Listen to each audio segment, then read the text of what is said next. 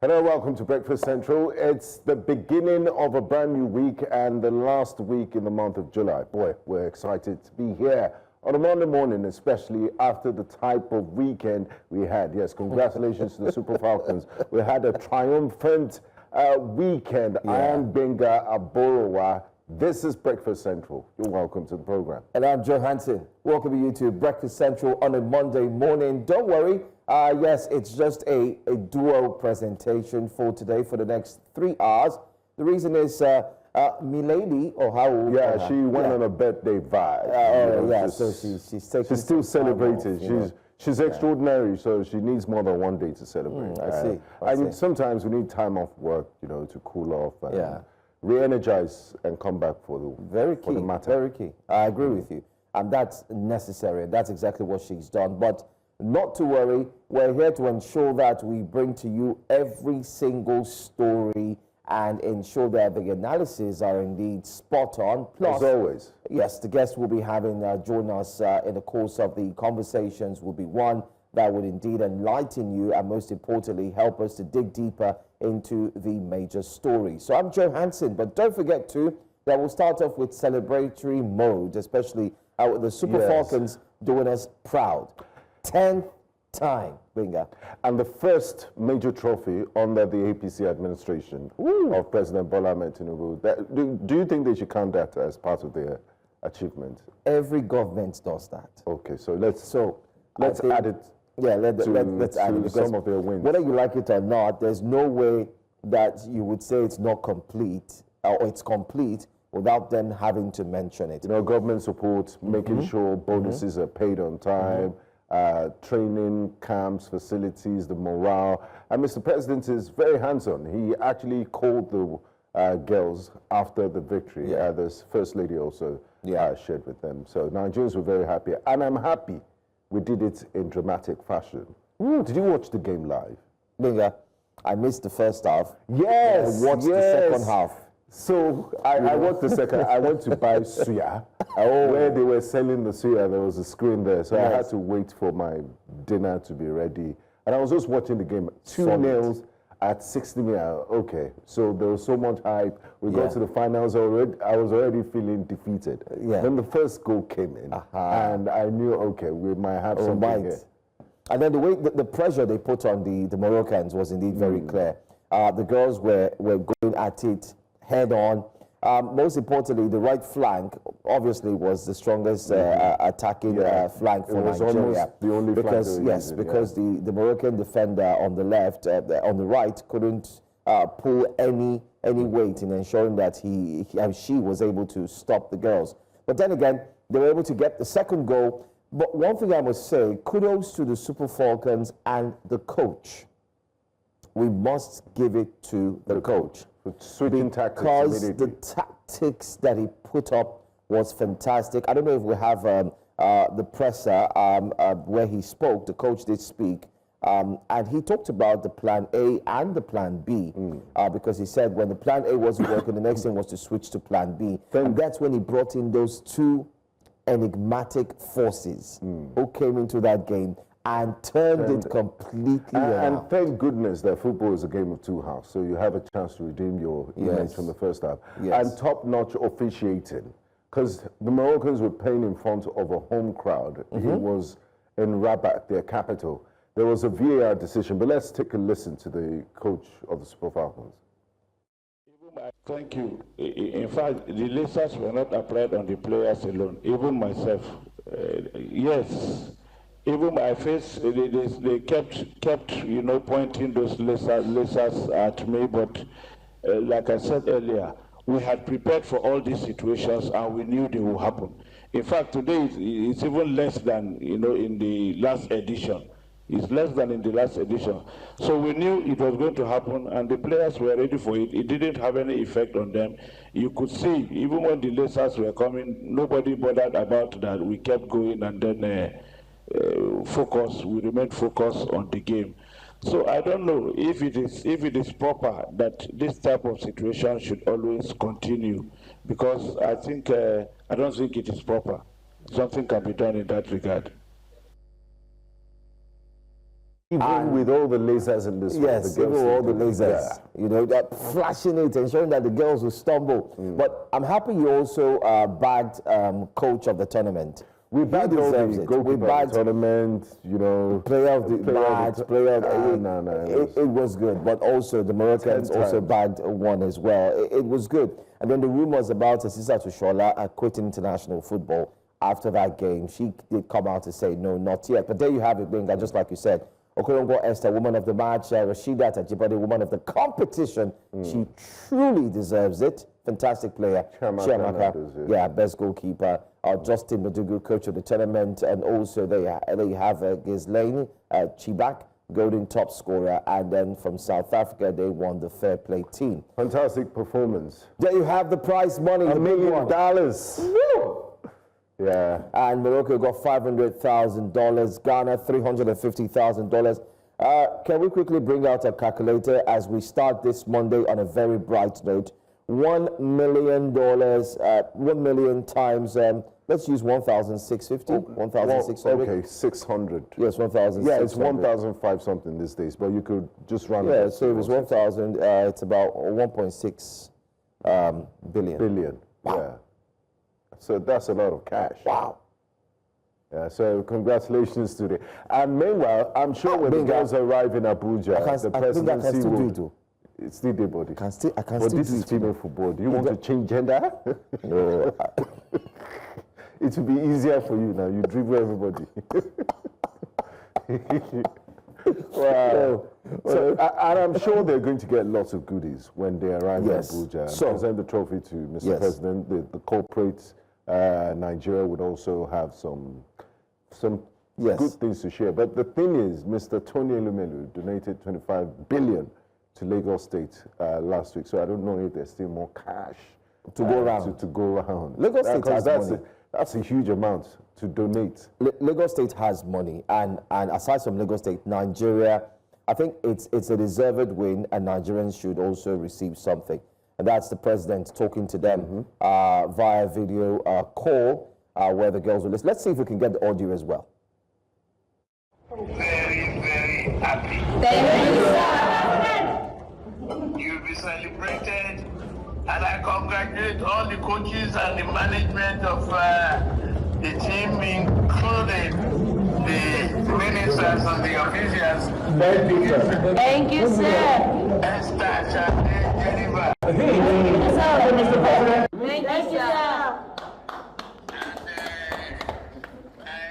I very best regards to Rashida.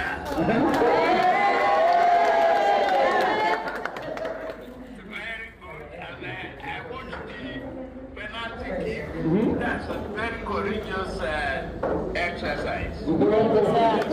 Thank you. God bless you, Mr. President. Thank you, Mr. President. To set the record of victories is not a very small thing for the country and the continent as a whole. Very proud of you.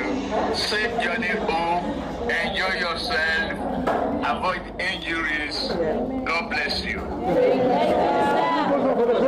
Sir, thank you so much, sir, for the payment. We appreciate you, sir, and we're coming to give you the trophy when we get back, sir.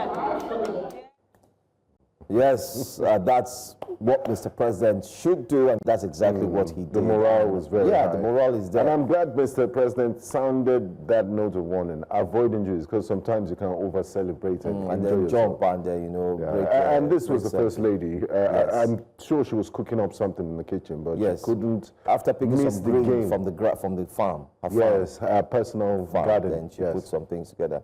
Okay, and then she had some bottled water and a little, sugary drink to just keep the energy alive. What brand after we're down by 2-0. Is that drink? I don't know. Why are you asking me? How do you know it's a sugary drink? I know now. I can see it now. I'm tired. Fantastic victory there from the girls. They've done it 10 times now. Yeah, I think they should just name it the Nigeria Women African Cup of Nations from its inception. It's obvious. It.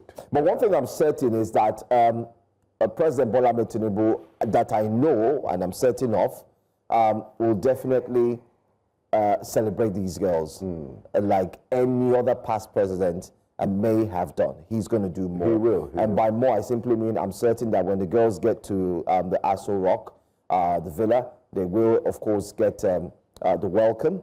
Aside that, many have said give them properties, give them lands, give them money, give them.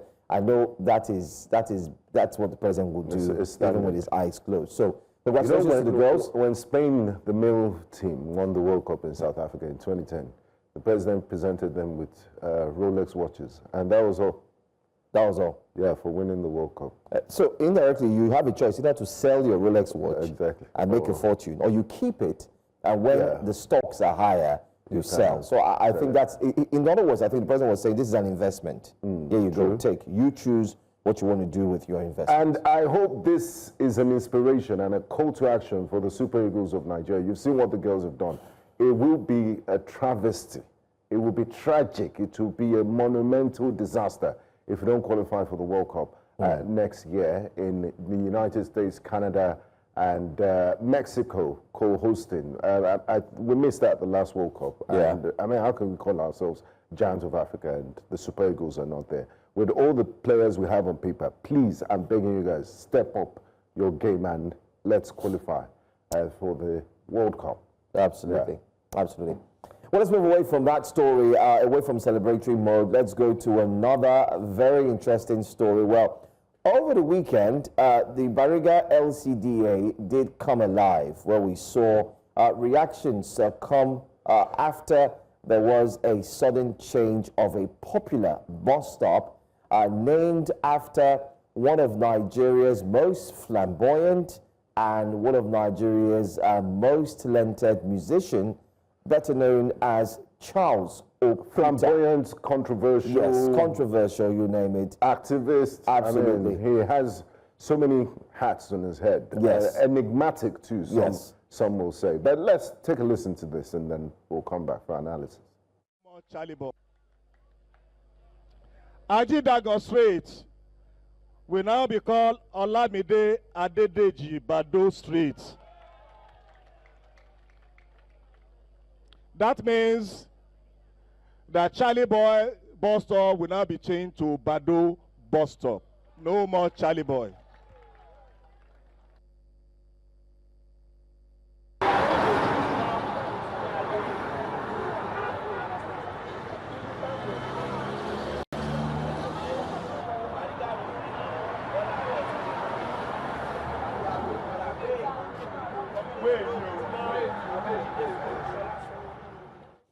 So right now, as you see there, that's where the announcement was made in the initial video. What you see here are indeed persons carrying out the directive to change the bus stop from Charlie Boy bus stop. Conductors have been noted, I mean, they've been given the all clear.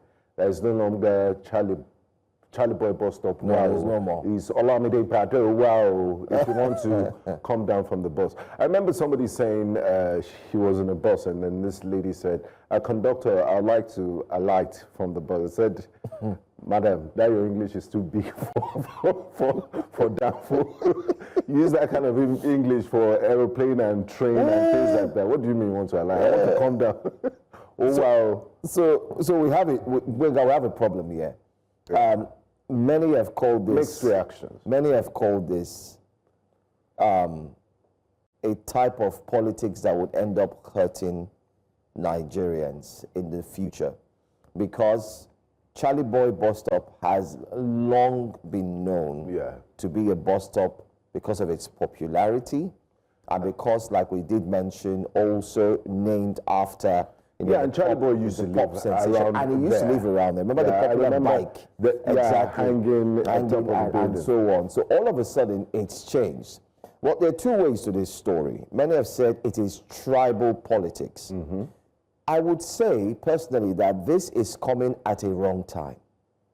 Yeah, on one hand, they read the room and knowing how sensitive this is. And why I would say that is because currently Lagos has been touted to play tribal politics. I mean, we had a guest just last week talking about the local government elections, how certain people from certain tribes are not allowed to carry out their exercise. They were intimidated. They said, look, this place is APC zone only. And we remember what happened in the last election. So Lagos, a very cosmopolitan city that prides itself as a center of excellence, should rise above this very primordial, basic, ethnic jingoism that we're seeing going on. But people would always argue their point.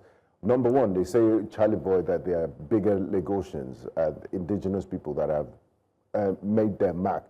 Charlie Boy is a critic of the current government. He's not. They also highlighted his lifestyle, you know, some pictures that he posed for that are almost nude, and they said he's not a character worthy of emulation. They've also argued that he doesn't even live there anymore. He doesn't have any connections with the place. So why is it still Charlie Boy bus stop? Either way you look at it, the original reasoning, I mean, borders on ethnic politics. So, but you know, politicians will always try to justify their actions regardless. So like I said, there are two sides to the story. I mean, your point is indeed valid. For some who have deemed it to be valid, that one, this person doesn't represent what the state really is, talk less of what we choose to name that bus stop. Secondly, some have come out to say, well, there's nothing wrong in changing the name, because obviously it should be a thing that can be reviewed over time. And Charlie Boy bus stop has been there for years, you know, decades. However, they think that it is good to change the name of the bus stop with a more current sensation in terms of artists. But Benga, let me mention this very quickly. The chairman of Bariga LCDA, Honorable Kolade Alabi David, aside from changing just that bus stop, he also did make changes to other bus stops. Let me run through some of them, by the way. Ilaje Road is now going to be called King Sunny Ade Road. Ilaje Road, King Sunny Ade Road. I'm not done, just hold on. Yeah. Bariga Road will now be called Bola Ahmed Tinubu Way. Okay. Bariga Road. So it's no more Bariga Road. It's now Bola Ahmed Tinubu Way. Way, not road. Take note. Community Road, Akoka. That very popular community road, Akoka, where, you know, I mean, brings back memories. He's changed it. It's now Babajide Olushola Sonwo-Olu Road. Now, our Google Map is taking people go lost too, my brother. Go lost, my brother. I agree. Ajidagon Street is now Olamide Adedeji Bado Street. Okay. Charlie Boy bus stop, Bado bus stop. Bado. So I imagine you in the bus and the conductor, driver's driver, is Bado, wow. Then you are like, can't believe I just did that. Bado, wow. I mean, this is a very unnecessary distractions. I'm not done. Now listen to the one that got people talking and saying that this changes equally borders on tribal or ethnic politics. Ifeanyi Street is now named Abolore Akonde Nice Street. Ayodele Street, Ladilak, is now Tony Tetwila Street. And Ilojo Crescent, Obanikoro, is now Bukayo Saka Street. Starboy. Up Gunners. Wow. You know, will this change the cost of transportation? Look, I understand. Will this affect how clean these areas are? For that. Will it change the flooding that happens on those roads? The infrastructure. On these roads? Will it improve the livelihoods and the, you know, do the residents have pipe-borne water? At the street, do they have open drainage? Is there flooding? Have you taken care of all their immediate needs in that area? Do they have street lights? And then, I mean, this naming, and there's something about legacy and history. You don't just go around renaming things that have been community road. What is wrong with community road? Community road has always been there. Yeah. It has a history. For those who also live in Lagos, understand based on the fact that the schools and all that. I mean, when you think of St. Finbar's, yes, you know, there's. And also, I mean, for those that argue that it has ethnic coloration and ethnic politics, they would argue back, or that the rebuttal would be that, look, they changed Yoruba names into, they changed some streets that were Yoruba before, like you mentioned one of the streets. So Just changing Ifeanyi to a Yoruba name doesn't really make any difference. So they argue. But let's take reactions from social media.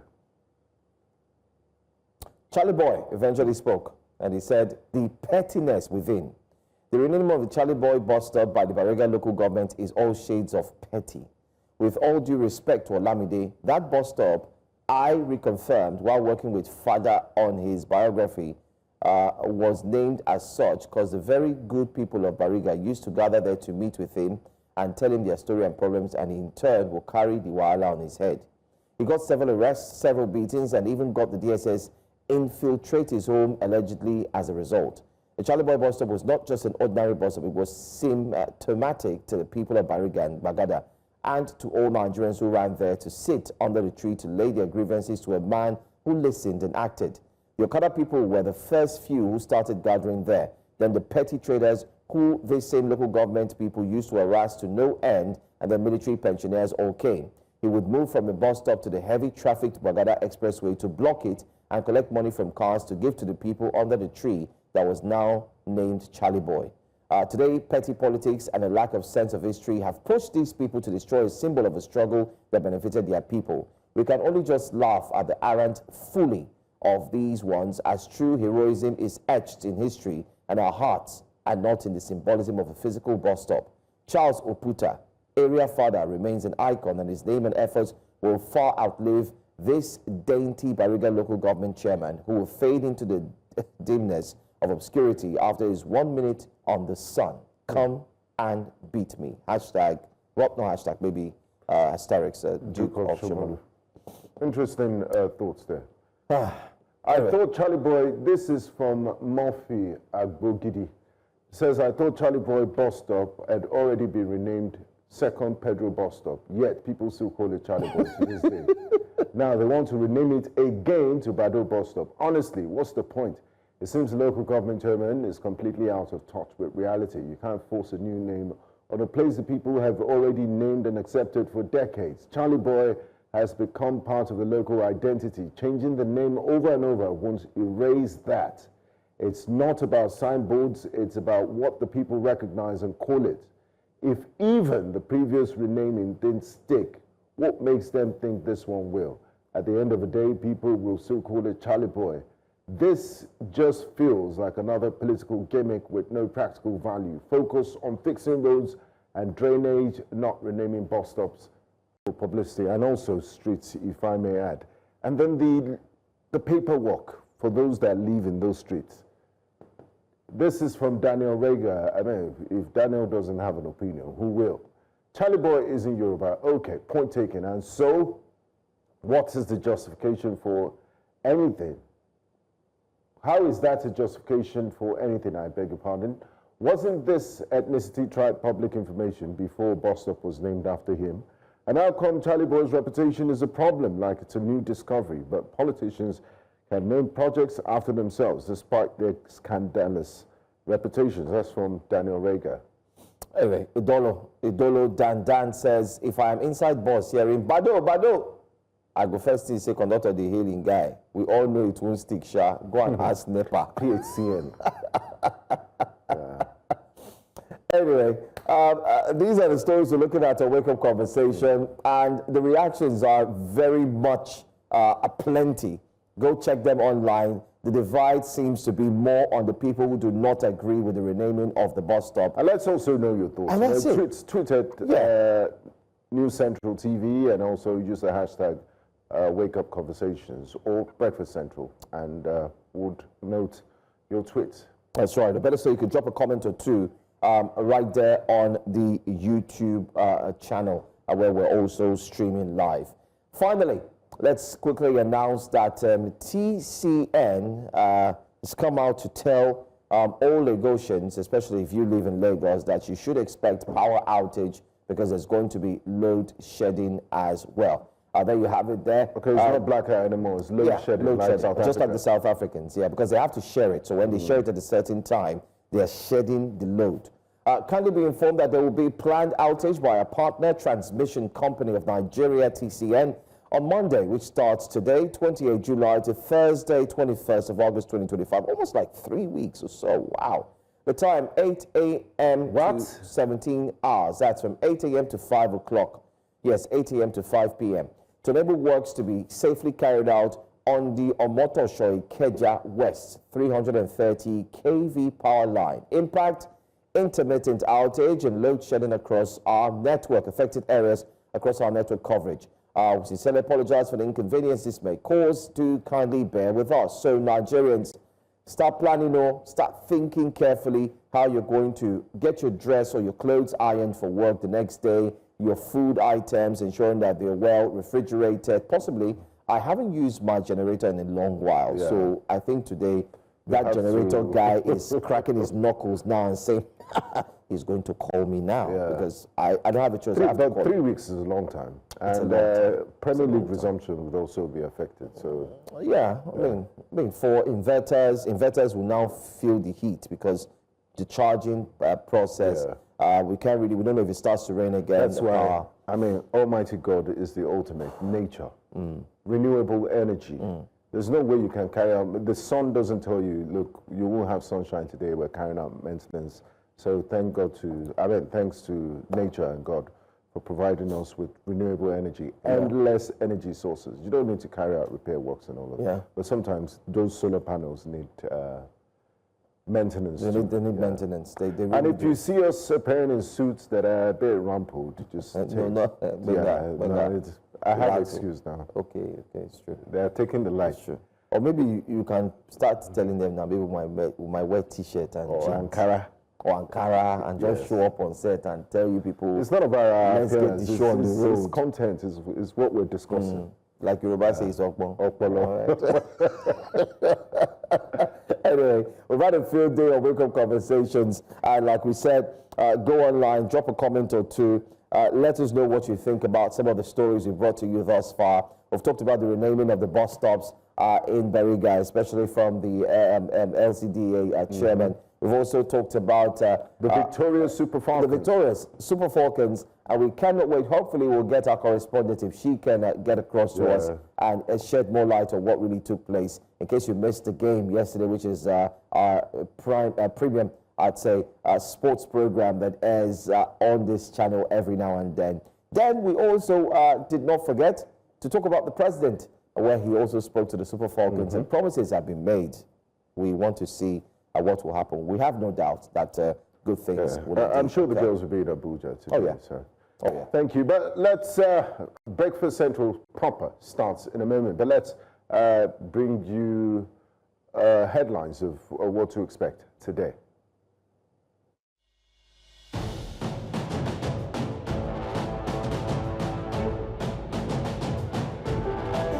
Action. Lagos doctors begin 3-day warning strike. And SDP disowns El-Rufai. And the Nigerian Army donates 1 million naira to Grieving family. And of course, we'll be looking at our newspaper front pages where you can call in and share your thoughts with us. Breakfast Central continues shortly. Stay with us.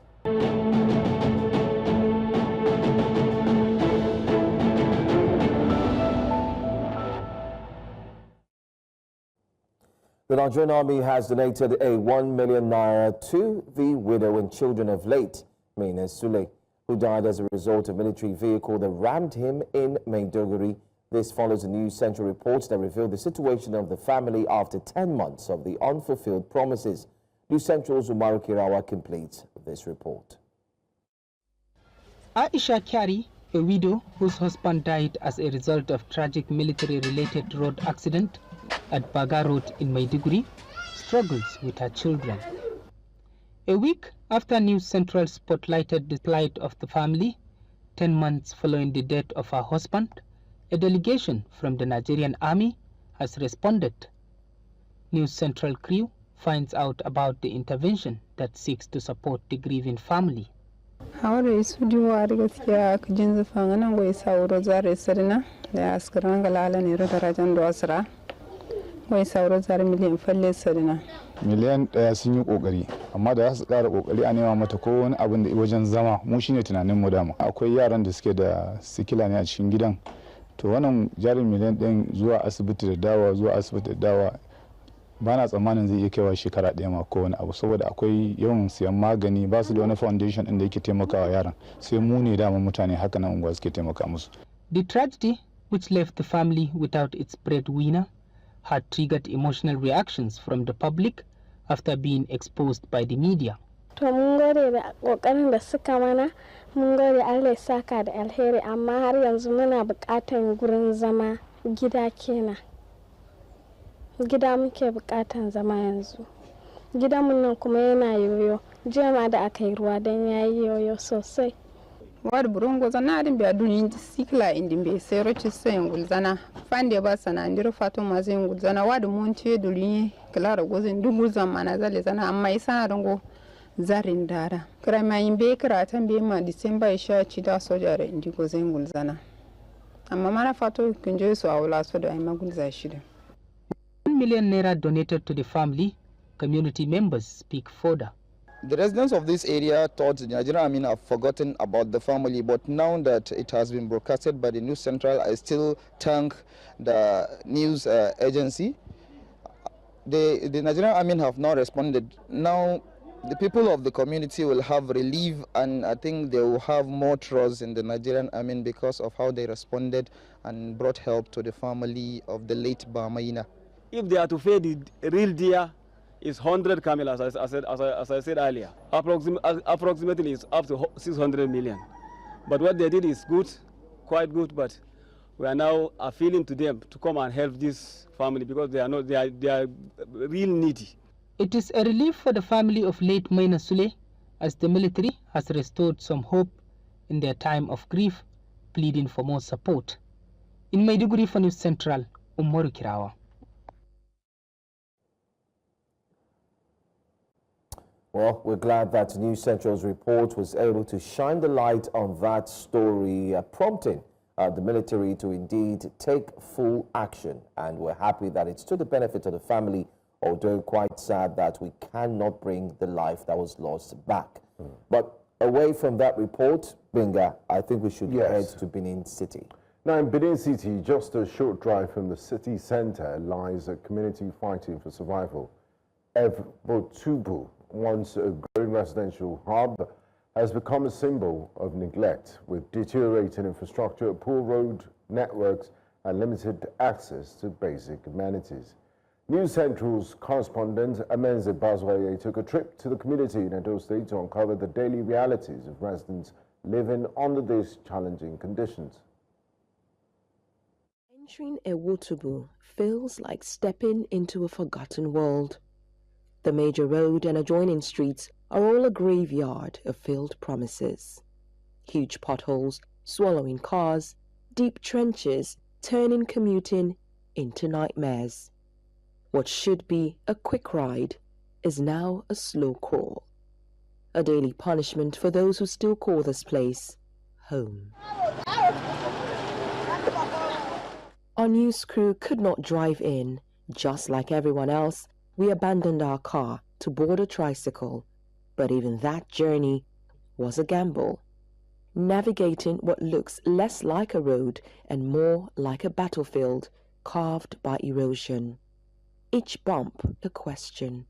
How did a community this close to the city center become this forgotten? This El-Rufai road now, it don't pass 10 years, bless swear for this road. Now, they know they do the road, nothing.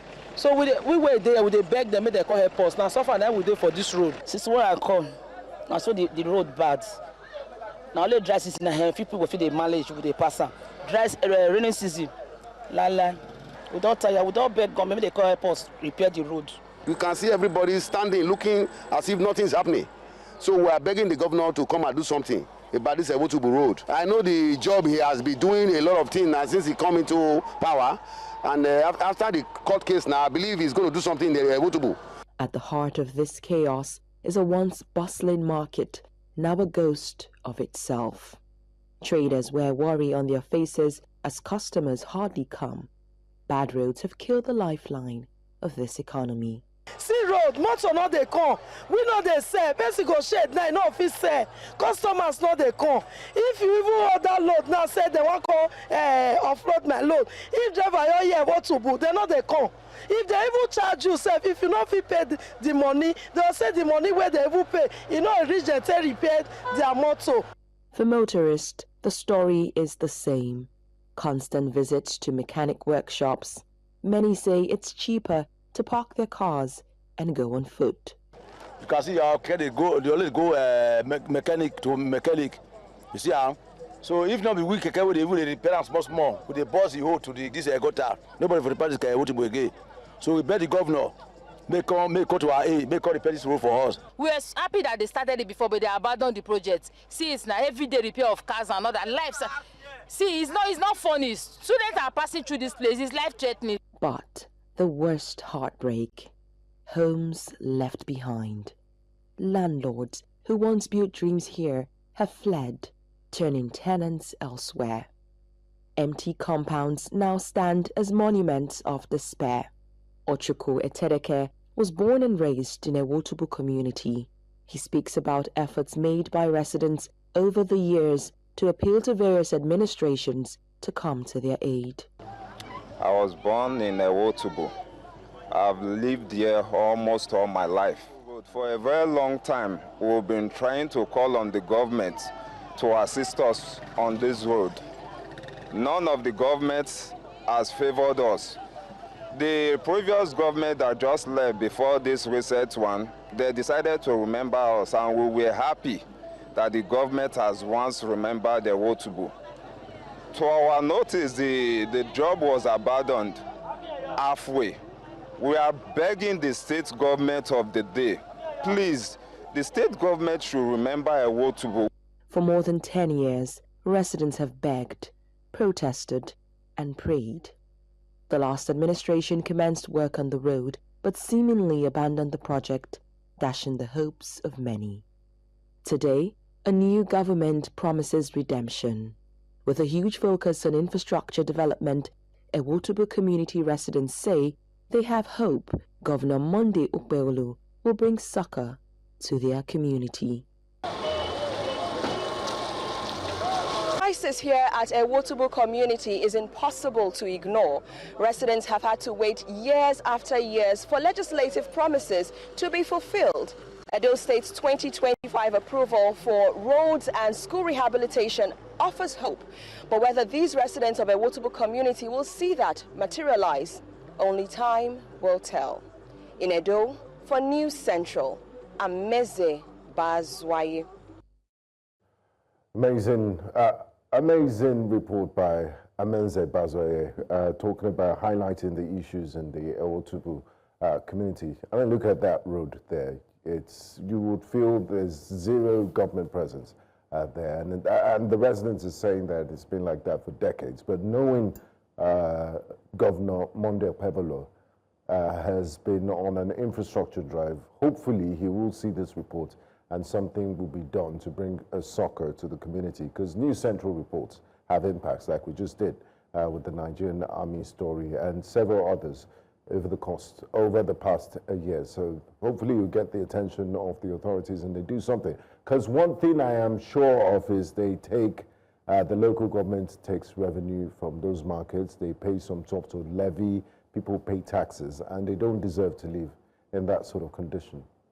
I agree with you, Benga, 100%. It also goes to show that it's a challenge that cuts across not just in Edo State, but across several states, especially here in Nigeria, where we've had poor roads, poor road maintenance as well, even after they have been fixed. And like you said, if the senator and the governor, Monday Ukbeolu, is watching, possibly he would need to beam his torch or searchlight and come to the aid of the people. It's a huge community, a long stretch of road. Yeah, and then just like one of the persons that was talking to our reporter, she said sometimes they would come as if they're coming to fix the roads, and then all of a sudden they would retract, go back, nothing happens again. It's really terrible. And we've also heard that Benin, barely has good roads. If you talk to people who live there, especially for our friends, not forget to our reporters, they will tell you, listen, the roads need to be fixed because you have so much bad road connections and links, so it needs to be done. Let's hope that this would be a start, and let's hope that hopefully when our reporter would go back to that road in the next 4 months, it will be a different story. Hopefully. Now let's move on to a developing story out of Lagos State that directly impacts healthcare delivery in the nation's largest city. Doctors under the aegis of the Nigerian Medical Association Lagos chapter have begun a 3-day warning strike for Monday in protest of salary deductions and alleged irregularities by the Lagos State government. The doctors under the aegis of the Medical Guild declared the strike after unsuccessful attempts at dialogue with the relevant authorities. The warning strike is expected to end at 8 a.m. on Thursday, July the 31st, 2025. Speaking at a press conference at the Guild Secretariat in Lagos, Chairman of the Medical Guild, Dr. Japhet Olubogi, explained that the dispute began in April 2025 when the government unilaterally implemented salary deductions affecting all medical and dental practitioners in its employ. Well, he disclosed that the deducted funds were later reversed following what he described as spirited intervention and strategic engagement. A 6-member conciliation committee set up had agreed to maintain the status quo pending a final decision from the state. However, the Guild accused the Lagos State Treasury Office of breaching the agreement when it implemented another round of deductions in July. This prompted the union to declare the warning strike and demand for something to be done. Well, joining us to discuss this is Chairman of Nigerian Medical Association Lagos State Chapter, Dr. Saheed Babajide. Good morning to you, Dr. Saheed, and thank you so much for taking time out to speak to us. Let's quickly understand the grievances. Could you walk us through the specific salary deductions that we've mentioned here, especially from your own end, so that we can get a clearer picture of what really happened, and also tell us what is really triggering this strike? Is it just the salary deductions, or is it the way and manner that the doctors have been treated as well? No, thank you, viewer. Good morning, viewer. Thank you, the anchor of this program. The issue is a very simple issue. It's unfortunate that some civil servants in the public sector are really creating problem for the lovely governor of Lagos State, Mr. Babajide Sanwo-Olu. He has tremendously improved the health sector in Lagos State, and he has taken the remuneration of workers in Lagos State at a very highest level in terms of giving to the health worker, especially doctors. To be frank with you, it is him that gave 3 medical associations in Lagos State land to have their permanent secretariats. And also any remuneration we take to him, he always approve it. Therefore, we have to be very sincere with ourselves at this level. But unfortunately, some agency, MDA of the Lagos State government had not created this problem. And the problem is due to the deduction of part of the salary of July this year, 2025. In April 2025, the same year, a lot of money was deducted from the doctors, almost ex-workers, but especially doctors. We have to have some engagement with the government agency through Mr. Governor, through the head of service, through the Commissioner for Health and Finance, and Accountant General of the state. And the money was paid back. But the money was deducted 23rd of April, was paid back in 30th of April, before the issue had been resolved. There was a meeting, there are several meetings between the government and the medical guild, which is the association under Lagos State employed doctor, and also with the Nigerian Medical Association separately. And our issue is that the money should not be deducted What they said was that Lagos State doctors are being paid more than the federal counterpart in the state. And we said yes, because of the nature of the governor. This is what I meant. When federal being paid more than the Lagos State employed doctor, we went to the governor. Governor approved it, what we call retention allowance, to balance the gap between the federal and the state. We are so happy with it and enjoy that privilege from the governor. After that, the issue of minimum wage came in. Everybody knows that federal is paying 70,000 as minimum wage, while Lagos State is paying 80,000 as minimum wage. And the minimum wage, the federal, every state are paying is adjustment of minimum wage.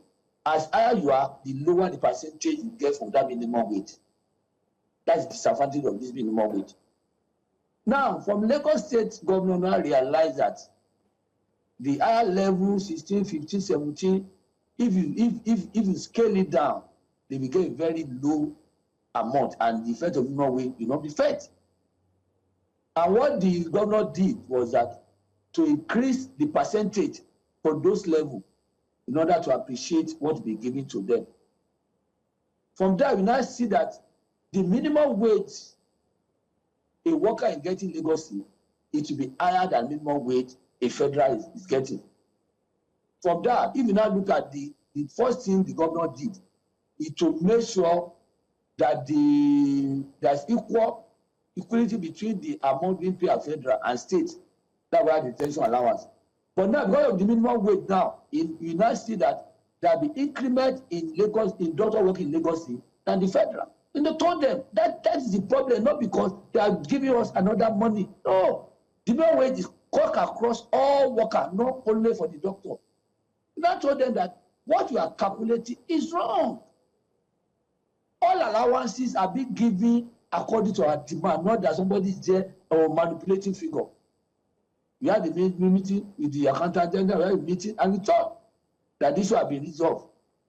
Until when July, because Lagos already pays salary on the 23rd of every month, we now saw that the amount had been deducted again, ranging between 30,000 to 280 or 300,000, as higher your level is.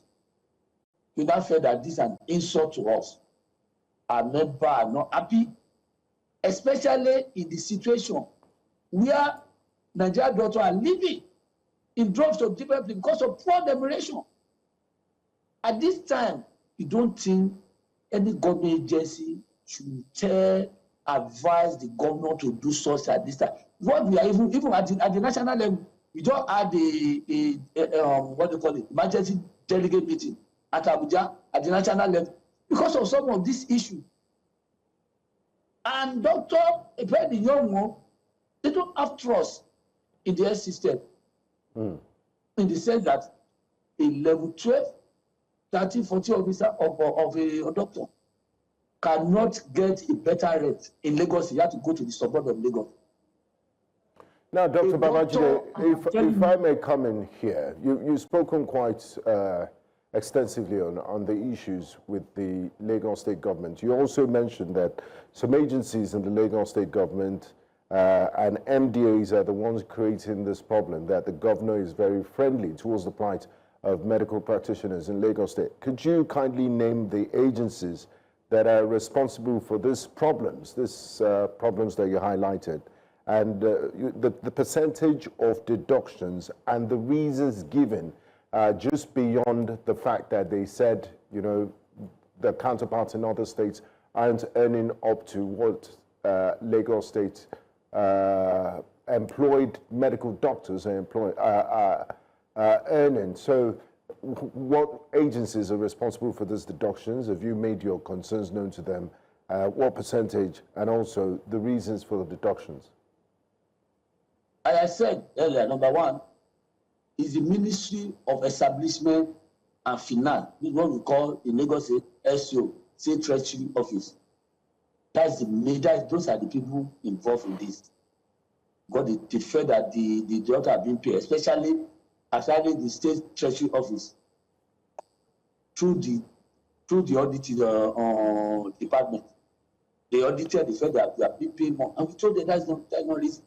And the reason is that Lagos State doctors have been paid more than their counterpart in the federal at the state, like Lund, like Igbobi, like National Hospital, Igbobi, like Yaba Psychiatric Hospital.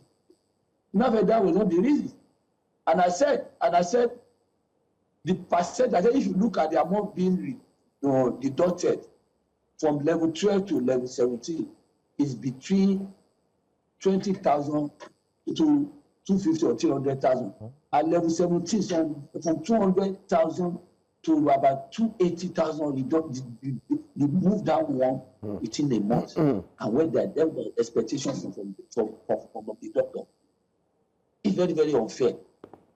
That's bad. And we told them that the main problem of this is the minimum wage. There is difference between minimum wage of Lagos State and minimum wage of federal government. And the minimum of Lagos is higher than that of federal government. From that minimum wage, it makes the Lagos State worker earn more than the federal because of the nature of the governor. Governor said if he have more money, he will pay more than what he's even paying. Why people creating problem for the system? When you also have a peaceful asset, when last the bill go on strike? And if you take if there's any relation, we go to the governor. Governor, we are said to have very sure of that. Why people go and look for trouble when there's no trouble? Now, the responsibility is the responsibility of the Ministry of Health, be led by the Commissioner for Health, to make sure that this correction is made in conjunction with the head of service. It's a simple thing. They should resolve the problem. They do not put the problem on the governor. The problem is simple. All right. Let me also find out something. If you say that these monies are removed, you mentioned from 20,000 to 250,000. It was removed initially and then it was replaced up until July and so on. And now you've embarked on a 3-day warning strike. Don't you think that maybe you should put a call through to maybe try and reach out to the governor and have a one-on-one sit down with him, or better still the commissioner, so that these things can be addressed rather than go for an outright strike for 3 days? Because I mean, health and people's lives would be at risk. Yes, thank you, sir. The thing that nobody likes strike. You are not strike monger. It can affect anybody. There is nobody that's immune to illness. Anything can happen to me, can happen to anybody. Everybody likes strike. You don't just go on strike because you want to go on strike. No. People are supposed to do what they're supposed to do. When this thing happened in April this year, we didn't go on strike. We called these necessary people, the Commissioner for Health, Head of Service is aware, Account General is aware, Commissioner for Establishment is aware. Even we went to the highest level that we can know we want to talk about. To resolve this issue, we felt that everything had been resolved. And when I saw one table that they want to remove that money from a particular allowance or comments allowance, we told them, don't remove this money from the comment allowance. It is abnormal. It doesn't make any sense. We explained to them how this allowance came up. And they felt that it is not true. Unfortunately, there is no proper record in the system. If there is a proper record in the system, they should follow how this money is being given. Fortunately for us, we are part of the system, how this money is being given. And we understand everything. We can tell them, we told them, but they don't want to listen to us. Now, as you said, the issue has been discussed with the Commissioner for Health, the Permanent Secretary, the Minister of Health. Letter has been given to the Commissioner for Staff, to the Commissioner for Finance, to Head of Service. They know about this. And yesterday, a meeting was held by this Head of Service, the Commissioner for Health, or the Director of the Staff, through Zoom with the medical guild. which is the medical association under the auspices of Lagos State Employee Doctor. Therefore, and I felt yesterday the chief should have been resolved. It's not issue. Even this strike should have been averted yesterday. If government is serious, it's a simple thing. We heard you. You are look at our table. You are look at everything. I don't think this thing can lead to loss of life because everybody needs care. Some people need clinic today. Some people need to be operated. Anything can happen. And if people follow life, I don't think this simple issue, can lead to this strike. If the agency that's supposed to do the right thing. Now, Dr. Babajide, you've clearly told us that you've exhausted all means of negotiations. You had meetings with the stakeholders involved, and that you are not strike mongers. Therefore, you had exhausted all means and decided to go on the strike. Now, having gone on the strike, are there any provisions for emergency medical services during this period? How do you ensure lives are not endangered while making your point? We are not saying there cannot be, we are not that bad. If there's anything that we need to do at that particular time to save life, but the thing is that they go to federal institution, non-government institution to get service. But a patient that you cannot just tell them to go without providing, resuscitating them and do a bit to help you to do for them. That's the passion of the work. You are not wicked. I see somebody that wants to die, but tell the person to go. No, they're not that wicked. So what happens? What happens if the government doesn't respond to your demands by 8 a.m. on Thursday? The Congress of Medical will be called. We can also lead to the Congress of the Nigerian Medical Association, and there may be, first of all, a total shutdown by the doctor working in Lagos State. Later, all the doctor in Lagos State will follow. If or the strike will start from the strike will start from Lagos State employed doctor, which they are doing now. Later, the whole doctor in the state will join, but also depends on the Congress. The decision lies with the Congress. The decision of the Congress is supreme, and that's why I'm saying that the strike can be averted within seconds. I'm talking. If government reverse the money now, and people are getting a lot. How much is the money? How much is the money that we are creating problem in life of people to be lost like this? No, how much money do of people to lose like this? It doesn't make any sense at all. We are not even talking about salary. It's the deduction we are talking about. And what the government should do, pay, let them get the alert. Our member will go back. We value our member, we value our work. It's a noble work. We don't even like not giving service to our people. Probably some of people like it. And we are told them if you do this, we are going to go on strike. And somebody said did it. I don't know how we are thinking in this country. Do you have feeling? Do you have empathy for people? Please, I'm using this opportunity to talk to our respected governor of Lagos State, Dr. Governor, should intervene immediately and tell them, order them to pay the money. The money is there, not that the money, they are not looking for the money. The money is there, they do not tell it. The money have been budgeted for. What are they getting for? What are they budgeted for? So the government should just tell them, pay this money before you even talk about negotiation and look at the issue. Pay it for, let know the situation and move forward. Allow people to die. Between how many, the strike will start by, between how many minutes now? All right. Government should call, tell them, pay it, and we move, and we start working again. It's a simple thing. How much is the money? Allow people to die. All right, Dr. Babajide, we'll be hopeful that something will be done between now and before Thursday.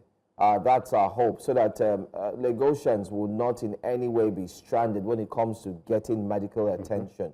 Especially, we understand how you feel, by the way you're talking, it really shows that you're not just bothered, but you want to see a change. And we truly understand that. But let me also ask, what is your take on the government's intervention when it comes to ensuring that our medical care system is indeed working at optimum best, at its best? Because I'm sure you're also aware that a former president died outside of the shores of Nigeria and was flown in for burial.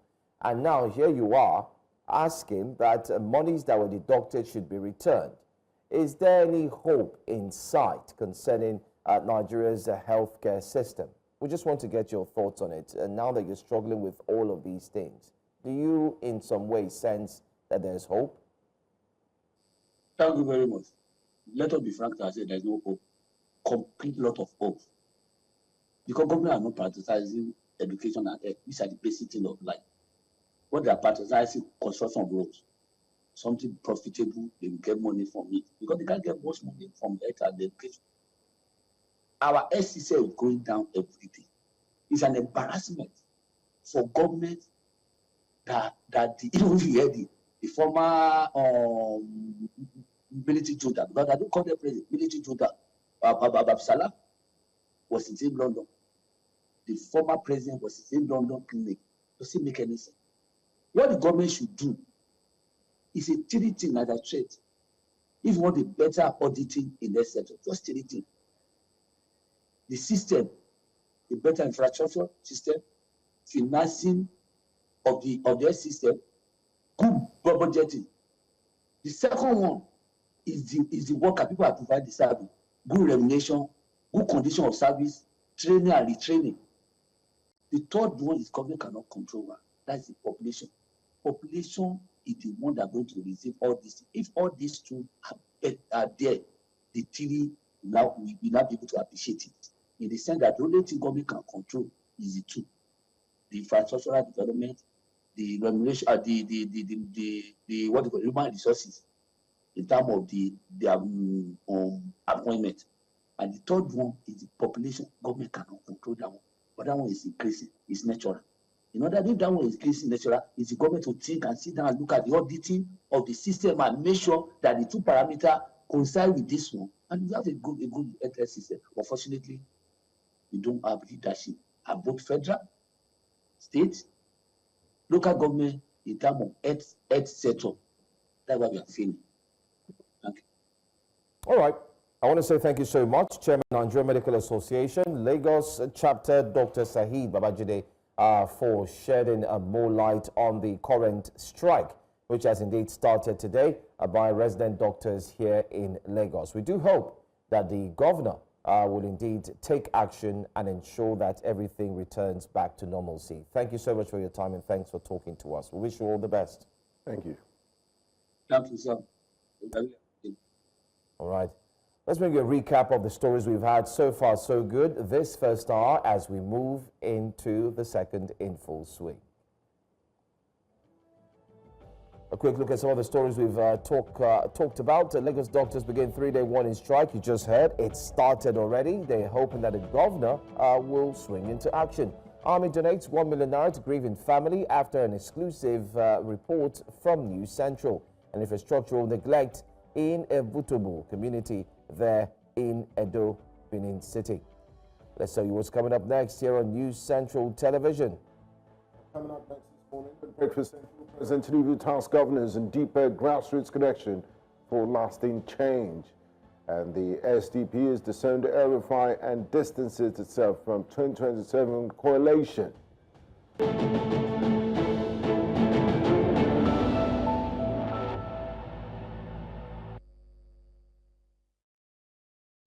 Welcome back. Nigeria's President Bola Ahmed Tinubu is urging governors across Nigeria to ramp up grassroots engagements for what he called progressive change. The call was made during the APC Governors Forum meeting in Abuja earlier this week, and it wasn't just political talk, it was clear directive. Tinubu emphasized that true development starts from the bottom up, not from the top down.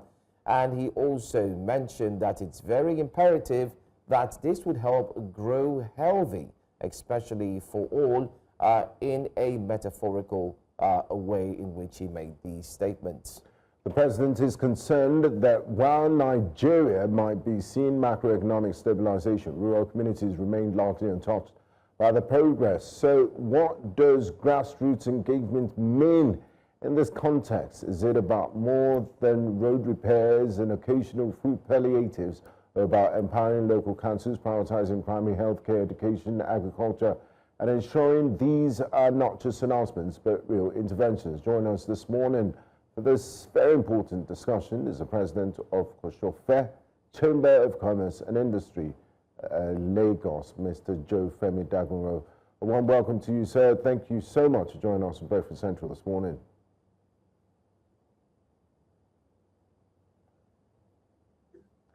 Now, Mr. President has charged Nigerians that, you know, grassroots development should be catalyst for development. What do you make of this statement, and how do we ensure that it's not just lip service? How do we begin to feel the impact? Just recently, Lagos State conducted local government elections, and the results were overwhelmingly won by APC. So how do we see this talk translate to tangible things for the community? How do we make sure that the grassroots really have a feel of governance?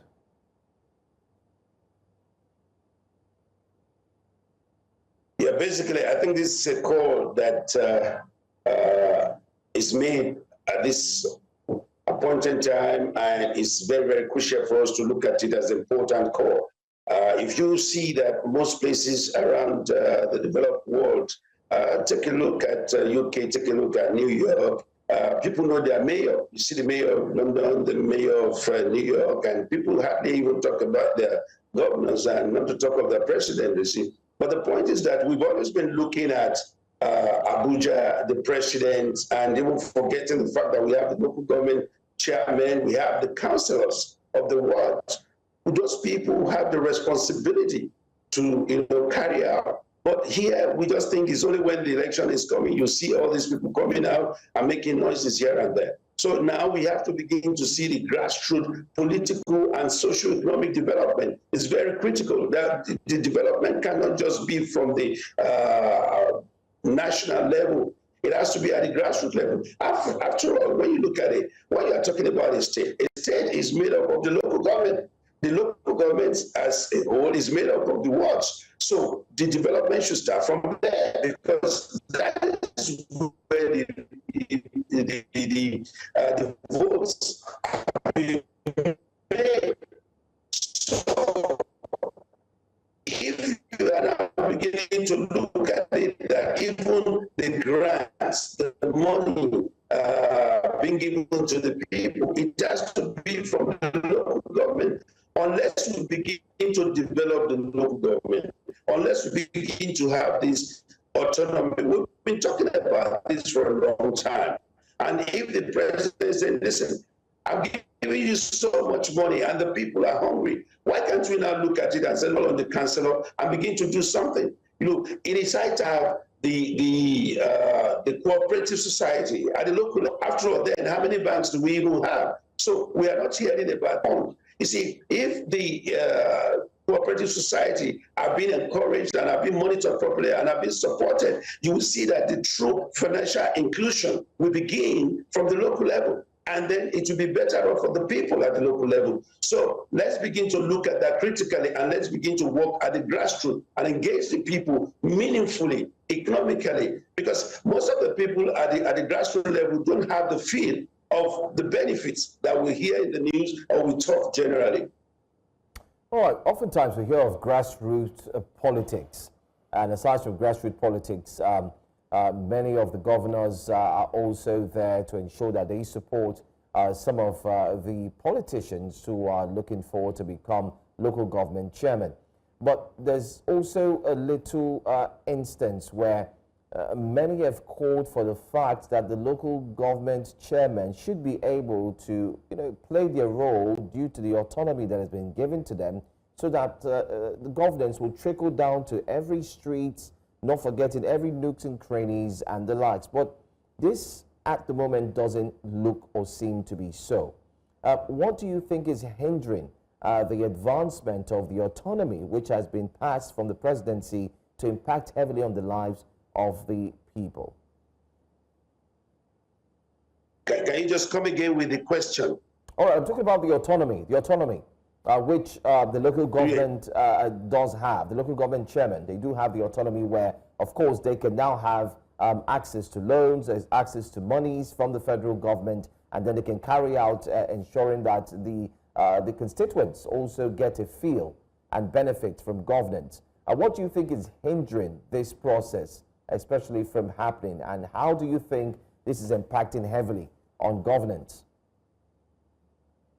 We've heard about this autonomy. We are reading a lot about it, but if you ask, some of them are saying, well, it has not been the way it should be. Though they're having more money this time around, they'll say, but the autonomy is not really there. And a lot of hurdles have been are still there for them to pass through. So it is good when we hear about this local government autonomy, money coming to them directly, and trying to do both. Let's begin to scrutinize their budgets as well. Let's begin to scrutinize as well. How many times do we see the local government representative being interviewed and being, questioned about some of the spendings? So even if you give them the autonomy, there should be scrutiny of some of the things going on, infrastructural development, and the way money is being spent. So now people are still in the dark to understand what is this autonomy all about, who is spending, how is the money being spent, and we have to, I think it is good for the federal government to be saying all these things, to be doing their own part. It is good for the state to do their own part. It is good for the local government to do their own part, but let us as people begin to understand and begin to ask questions and say, look, what is going on? Unless the people begin to do that, unless we begin to find out what is going on, not just waiting for them to send a bag of rice for how many people, or a bag of gari or whatever. That is not what the people need, and that's what the president is saying. You are getting so much, and the people are complaining what's going on. So if the government says that, I think it's a very good statement to follow up and to say, we want to do more. I tell you what, we have a chamber here, and it's a movement. There is Badagry Chamber, there is the Ikorodu Chamber of Commerce, there is, chambers are coming up to develop a program and to help small-scale businesses. And when you hear the small-scale business owners, they complain there's no funding and it's difficult for them to get loans and whatever. We know this problem, and no one is saying the government should fund everything, but the opportunity for them should be there. And that is what the people want. They want opportunities and to be able to access funds, access infrastructure, access things that will make their business develop. So if you look at it today, you don't go to a local government and say, give me money. No, that is not what we're talking about. But if there is going to be, competition in procurement, let there be transparency.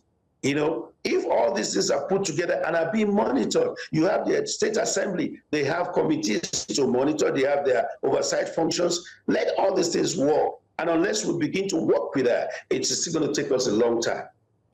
Now, can you, let's talk local government. You did talk about scrutiny. Can you give us, and for ordinary Nigerians, for the most minute of problems, they're quick to point fingers at Abuja and say, it's the president's fault that this and that. And local government chairmen and even some governors have been getting away with murder, to put it in inverted quotes. They face less scrutiny. Everybody's, and I guess it's because the center gets most of the resources. But let's talk about your local government, Koshofe, for example. It's led by Honorable Moyo Ogunlewe, if I'm not mistaken, and it just won second term as local government. Can you give us practical steps of how a local government runs and what are their responsibilities, so people don't mix or conflate what should be under the purview of a local government to the state government and also the presidency. A typical well-run local government, can you give us a picture of it? Well, it's a common thing, it's a standard thing. If you're asking me specifically about Bishop Felga Belong, I can tell you that the gentleman has improved, has really improved on infrastructure. The streets, you see a lot of streets are being improved upon, tarred, and created a lot of opportunities for people. Yes, it's not. You see, he's done better than before. I can say that categorically.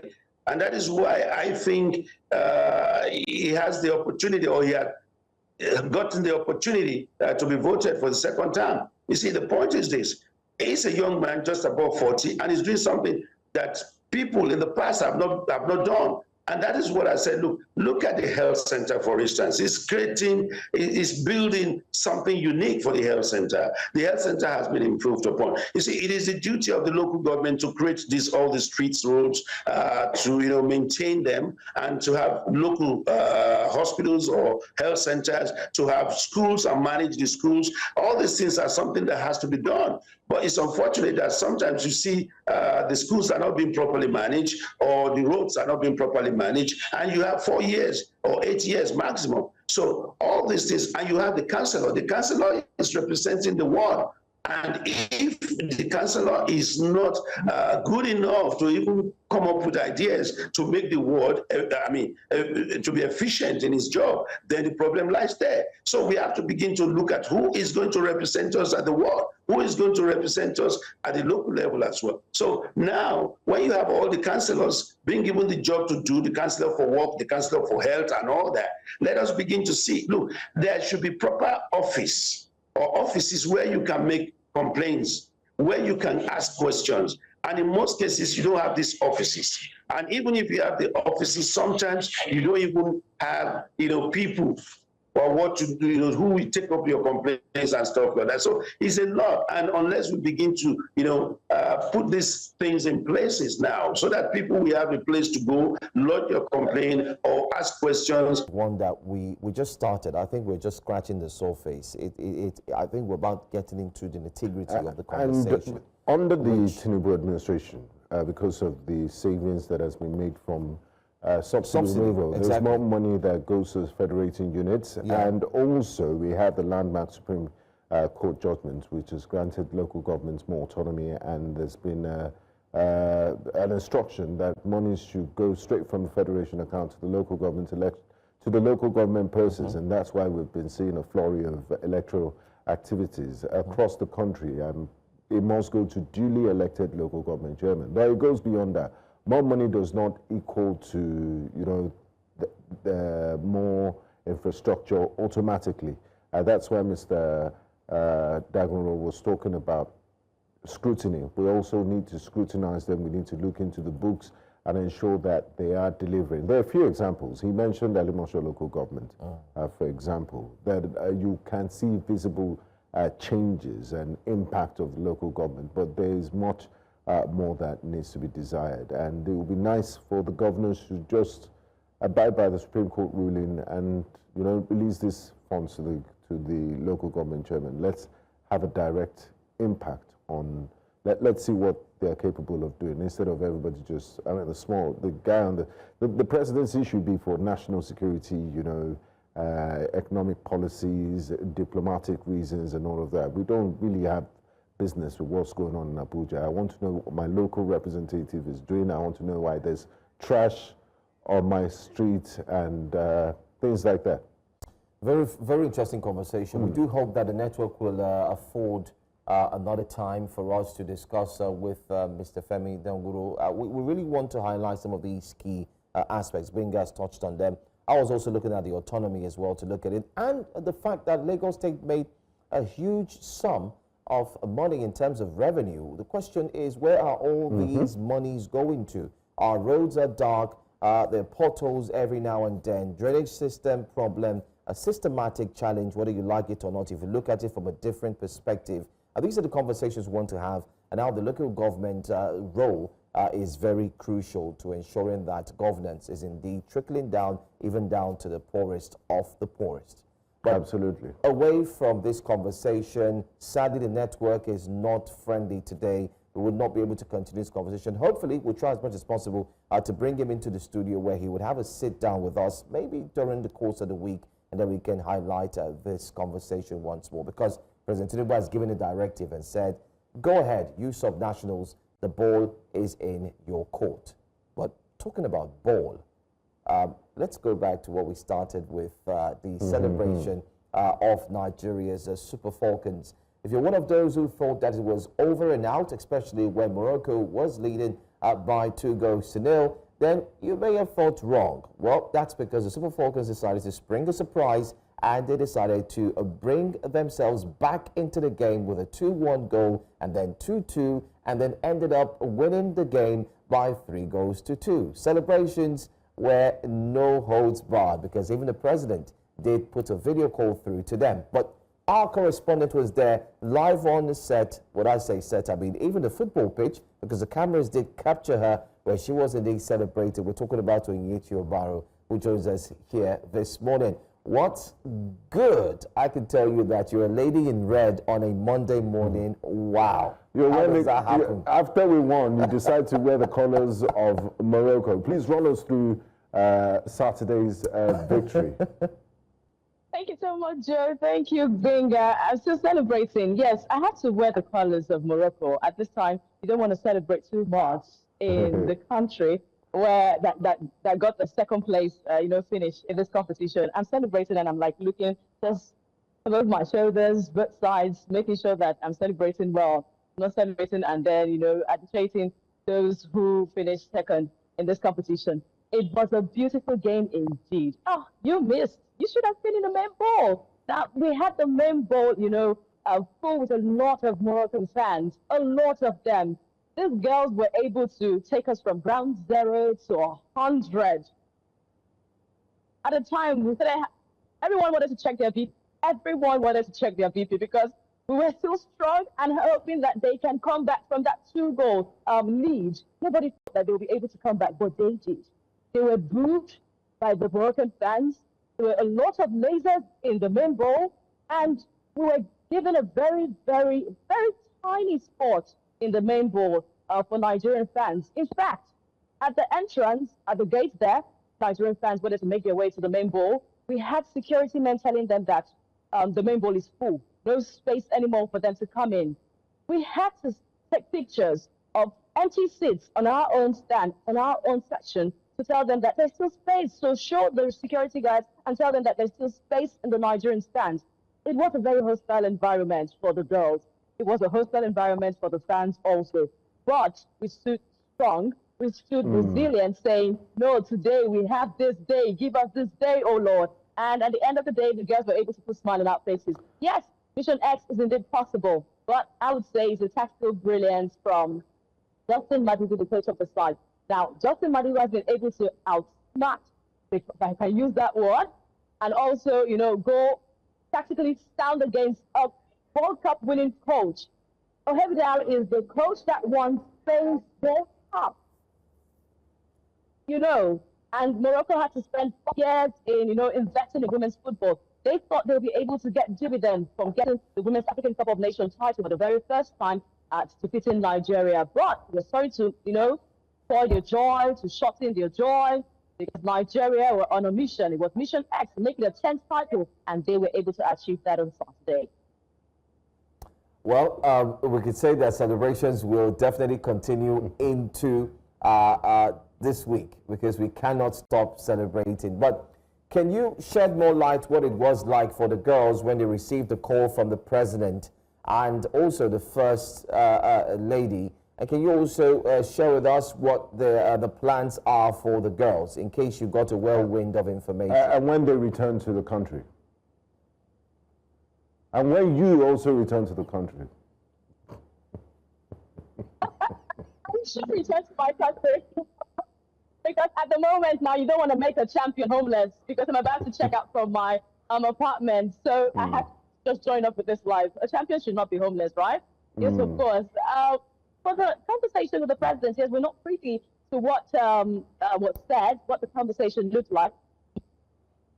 But what I noticed after that win against Morocco was the fact that they were all called. In fact, the post-match was shortened abruptly because of the call of the president. So every one of them had to go into a room where they had that conversation with the president. But speaking with the Director General of the National Sport Commission, asking him what was said, what is the plan for the girls, he revealed to me that at the moment, he's making arrangement for a private jet to take the girls to Abuja in order to present the cup to the president. They would have a very awesome reception, according to him. And there are plans to also, keep celebrating them, lodge them, make them enjoy for a week or two. I remember having a conversation with Francisca Odega, and I asked her, what will winning the title mean for you? And she said, winning the title will mean a lot, because the last time she won the title, they were lodged in a hotel, they had to enjoy, and that's what she was telling the young players. So I think that will play out again this time around. And for the fact that it's 10/10 minus nothing, of course, they would get a very rousing reception. And we are expecting that the supporters club will be able to, welcome them in Abuja when they get there. They should sing. This girl should be celebrated. And that's what they deserve for getting this title. It is a new title. Did you see how beautiful it is? And it is Nigeria who are lifting the first refurbished title of the Women's African Cup of Nations. Come on, I'm taking the whole accolades. I'm taking my flowers at this time that I was there live and direct. Yes, and you gave them all the luck they deserve. Thank you so much. It's been a fantastic last 1 month for you. I can't wait to see you in person so we can share some of the stories that you witnessed in Morocco. Fantastic job to you and the team. Yeah. And well congratulations done. too. Well done. Well done on you. Have a safe trip back home and see you soon. Thank you.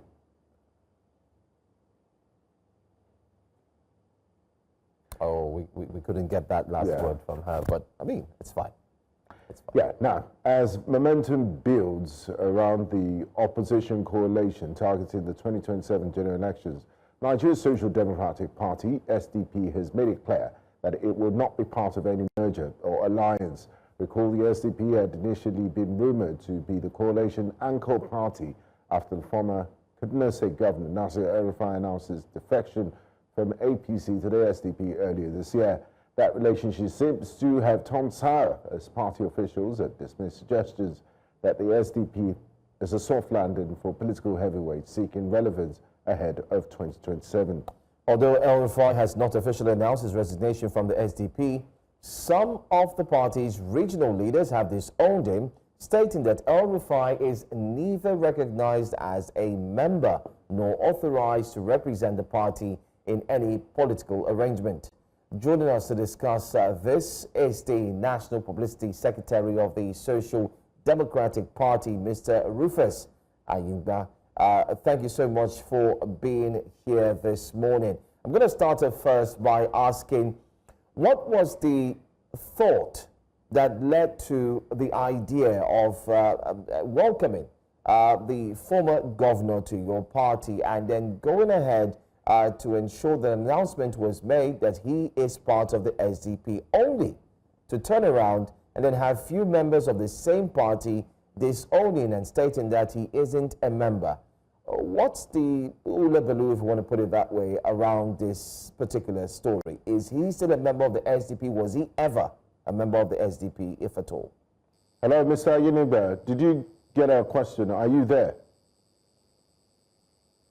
Okay, we seem to be having connection issues with the spokesperson and National Publicity Secretary of the Social Democratic Party, Mr. Rufus Ayuba. There are serious questions to be asked ahead of the 2027 elections. We'll keep trying from our own end to establish connection with him so we can have this conversation, very important conversation, because all of these things happening with the former governor of Kaduna State, you're wondering if they didn't have any discussions. Did he not do his homework? Did the party not do due diligence before he joined? And I mean, it's so early. This is what you call the honeymoon period.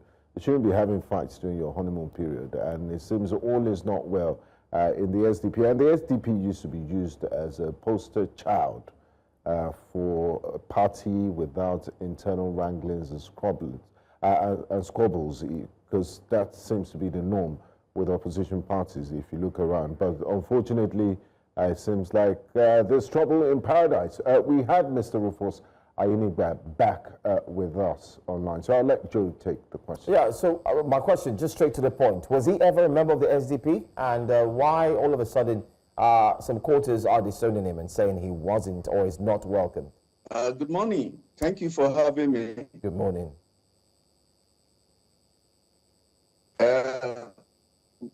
Malam El-Rufai made a social matters secretariat. He obviously was relating with our suspended national chairman in the course of their conversations around coming into the party and all of that. But, you know, SDP is a national political party that is open to everyone. And so we took it that, yes, he wants to come and join us. He wanted to come and join us. We opened our arms to him and told him to do the needful. And what was the needful? Go to your ward, register, formalize the process of your membership, and then begin to operate. So we took it at his level, being a former minister, two-time governor, and all of that. We just felt that, oh, he knows what to do and that he would do the needful. But we were alarmed when the SDP in Kaduna State from his ward came up and said, no, he never at any point registered. His name is not on their register, the party register, and all of that. And that, obviously, we're not even comfortable with the activities that he was doing already. And at that point, we stepped in and said, okay, let's give his attention. We give his attention to it, but we just felt that, oh, yeah, he will do the right thing. And he kept on with his activities. Obviously, he had the grand plan to take the structure of the party and deliver to the coalition. We never had any formal meeting with him at the National Working Committee level. He was relating with the the suspended national chairman, who single-handedly handed over the party to him to deliver for their agenda, which is the coalition to have a platform to execute their personal agenda, which is possibly to run for president or vice president, the case may be. So, and all of that. And we were just, we kept our cool. But recently, precisely, let me just go straight to the point, precisely last week, Friday, he sponsored a group of a handful of dissidents in the party, some few chairmen.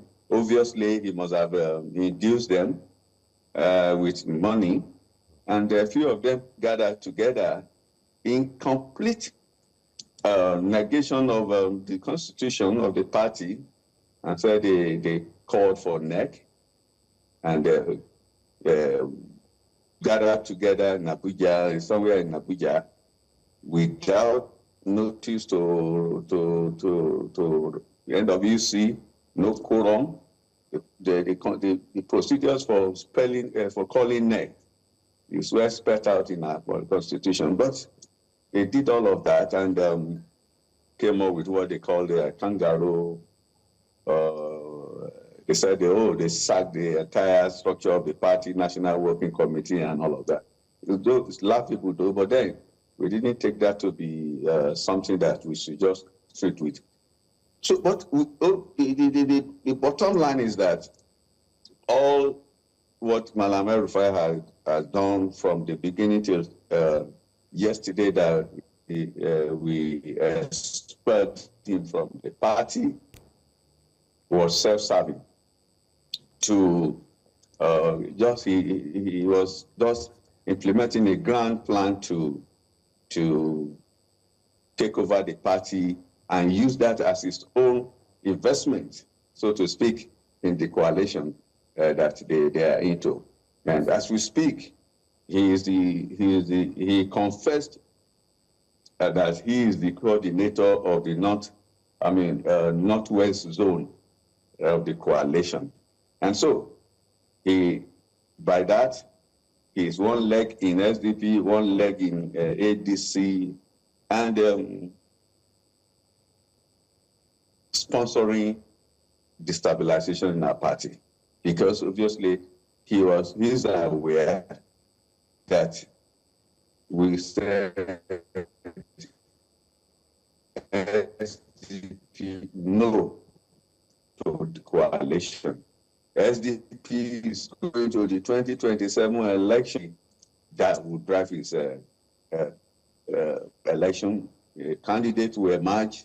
In 2023, we had 2022, before we did our convention on the 10th of June, we had 6 presidential candidate aspirants jostling for our ticket. And at the end of the day, the best emerged.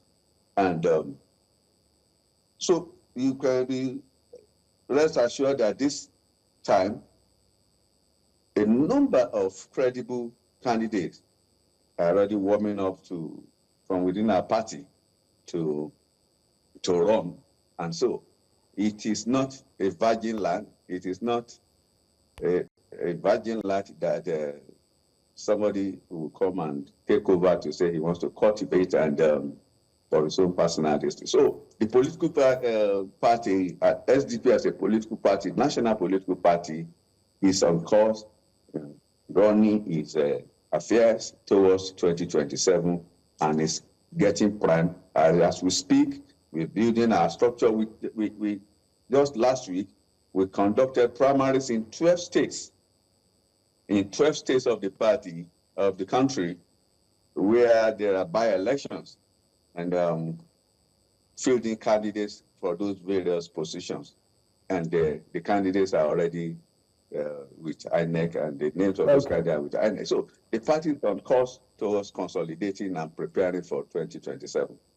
Now, Mr. Enugba, you did mention a few things in your submission, very serious allegations against the person of the former governor of Kaduna State, Malam Nasir El-Rufai. You accused him of destabilizing the party, and these are serious anti-party allegations. Do you have any proof to the fact that, to what you allege, that he's seriously destabilizing the party, and what measures has the disciplinary committee of your party taken to address Malam El-Rufai? Did he get a chance to a fair hearing before you made your decision? And yes, and what's this decision, to be clear? Look, there's no better proof than what he confessed to us by himself. We didn't just come up to slam this excommunication on him. We engaged with him at various levels.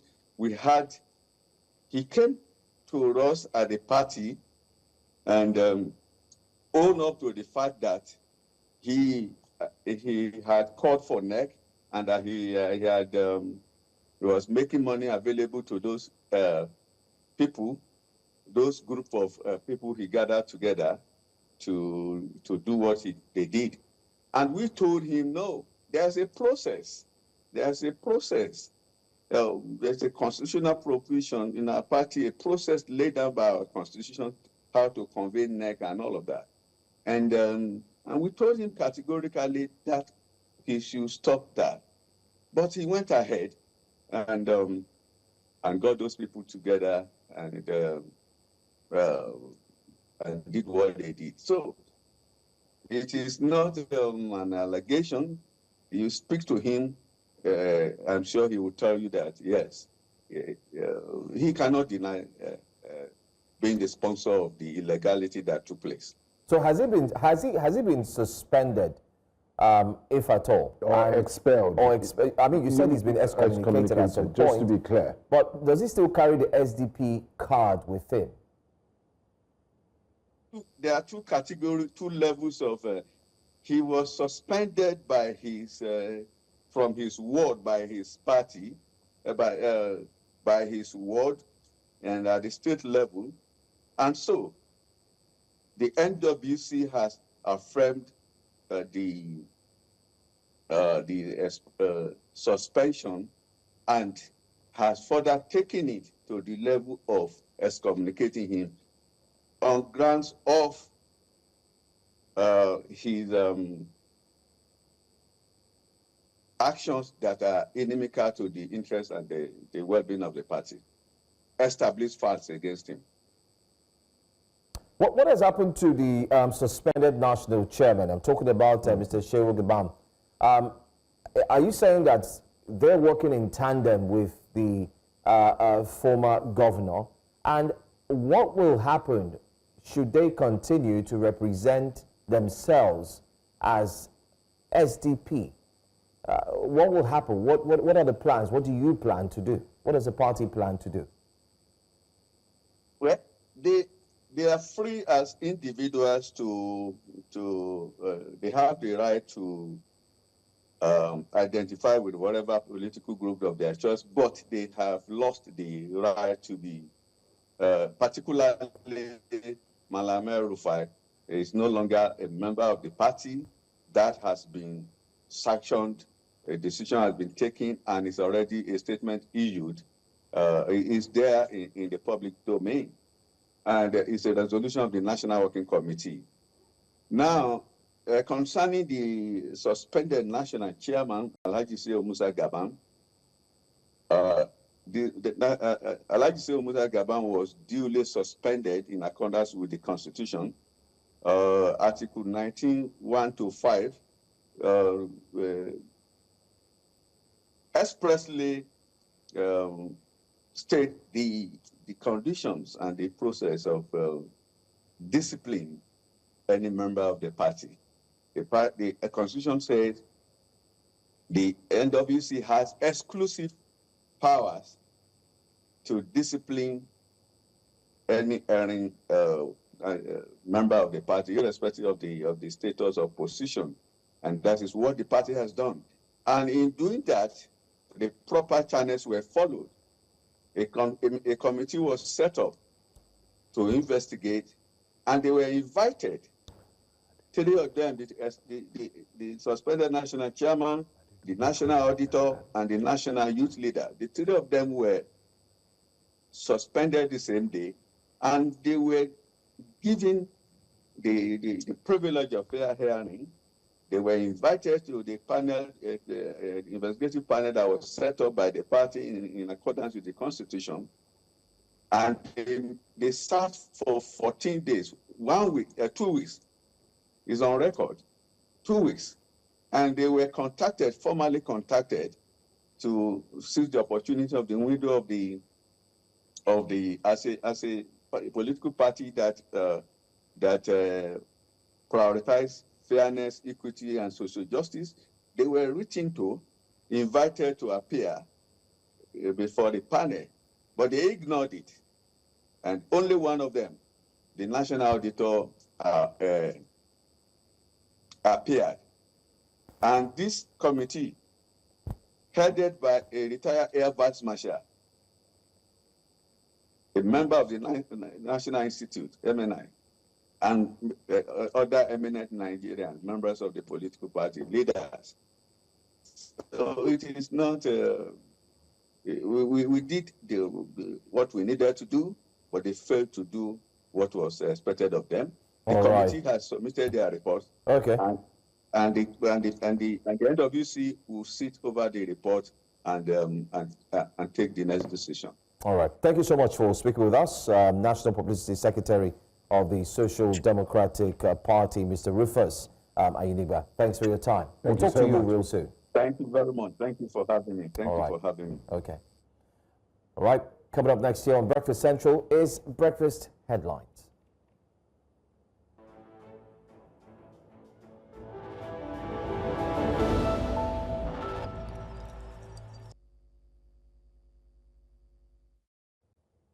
Well, away from that interesting discussion concerning the SDP, let's tell you what the latest stories are from the world of news. Let's begin first in Nigeria, in Adamawa State to be precise, where several residents, particularly children, have been declared missing, following more than 6 hours of heavy rainfall in parts of Adamawa State on Sunday.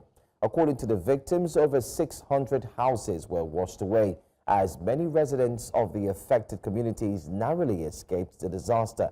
The Adamawa State Police Command, in collaboration with the 23rd Armored Brigade, Yola, had mobilized the affected communities to engage with residents and assist those in distress. The state police spokesman, Sulaiman Ngoroje, said in a statement on Sunday that trained marine police officers and personnel had been deployed to the flooded areas of rescue operations. Although exact figures are yet to be confirmed, unverified accounts indicated that several people lost their lives, with children said to be among the primary victims.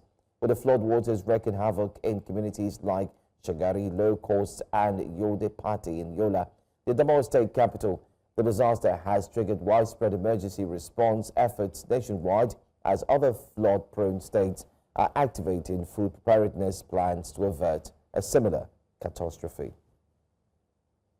A boat carrying 39 passengers has capsized in Shiroro local government area of Niger State.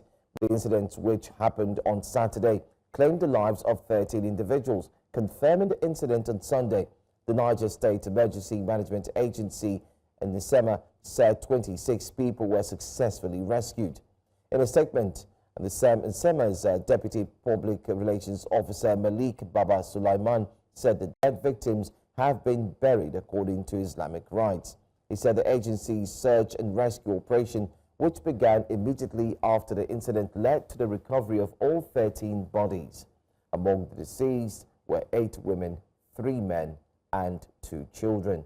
Though the identities of the victims are yet to be released, but the incident has since thrown the community into a state of mourning. Away from that tragic news, the last may not have been heard on dissenting voices over the renaming of a popular Charlie Boy bus stop in Bariga, Lagos State, after hip-hop artist Olamide Adedeji, also known as Olamide Bado. The immediate past Bariga Council chairman announced the renaming of the bus stop, stating that the move was part of efforts to honor individuals who have brought pride to Bariga and contributed to Nigeria's global image through their craft and contributions. However, mixed reactions have continued to trail the development.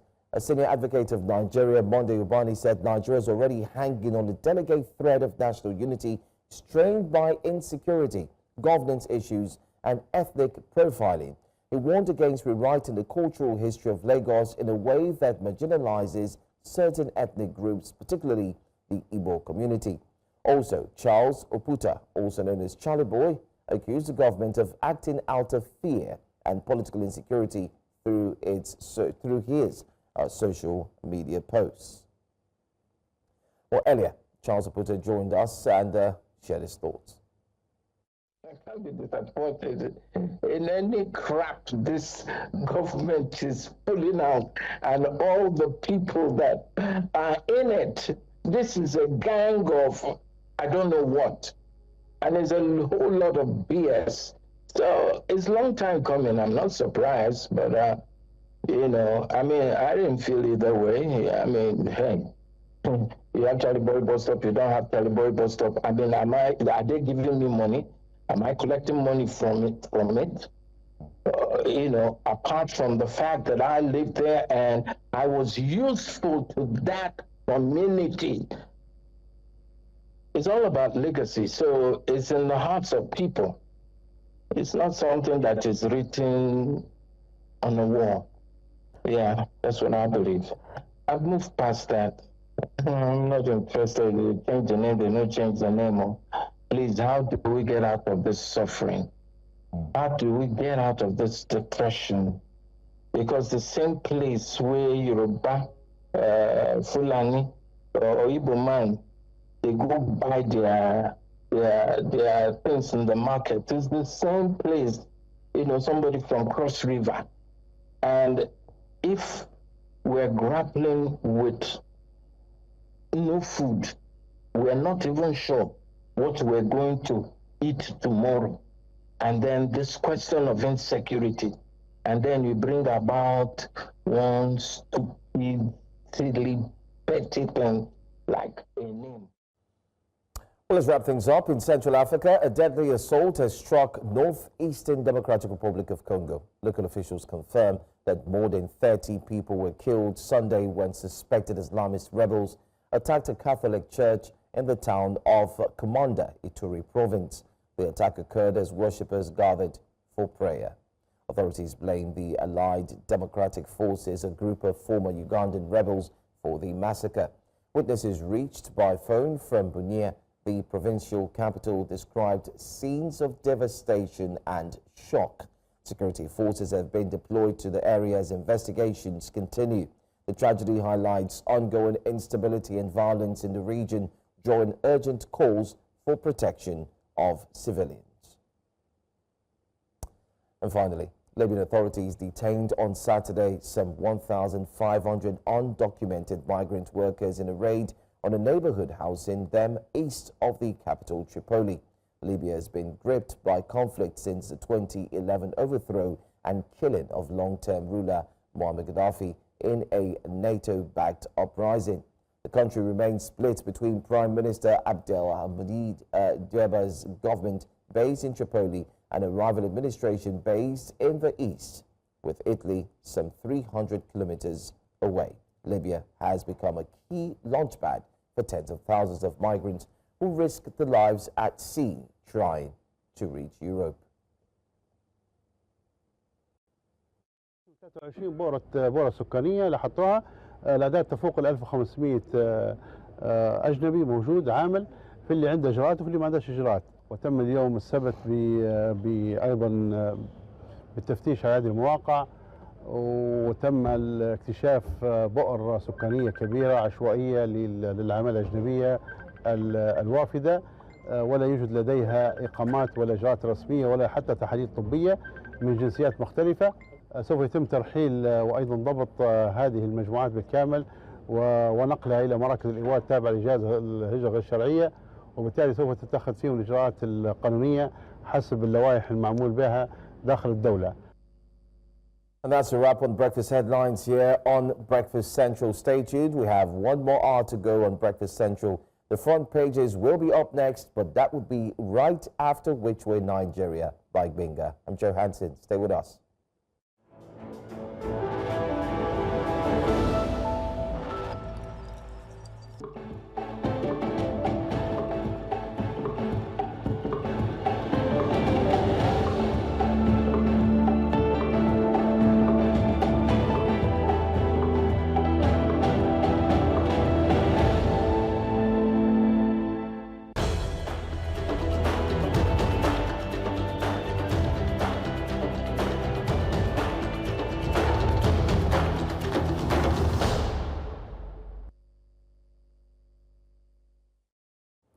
Once again, Nigeria finds itself at the crossroads of hope and heartbreak.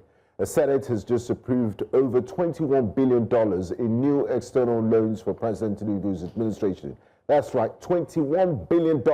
At a time when inflation is devouring the poor, the Naira is gasping for breath, and millions can afford a meal. Our leaders are signing off on the biggest borrowing spree in recent history.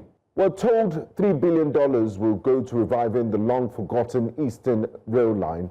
Well, we're also told that part of the plan was to stimulate the economy and bridge a budget gap the government can't close with revenue alone. But let's ask the real questions. Where is the breakdown of these projects? Who's monitoring the funds? Where are the cost-benefit analysis, the timelines, the repayment plans? Senator Abdul Ningi is asking those questions, and so are we, because without transparency, this is not development, it's debt with a blindfold. Let's not forget Nigeria is already knee-cap in debt. In 2023, over 90% of our revenue went to servicing loans. President Tinubu's reform subsidy removal, Naira float were also sold to us as necessary sacrifices.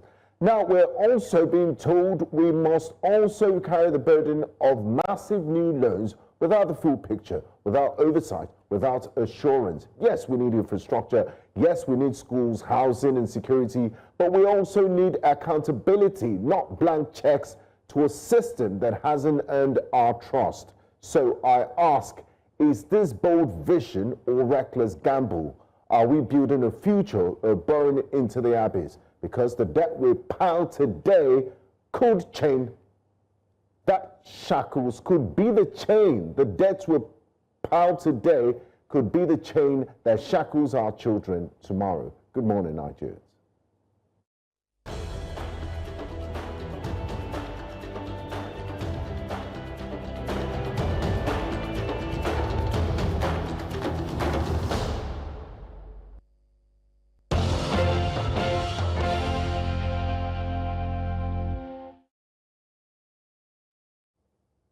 Enough for us to think about, especially looking at the debt that's indeed piling.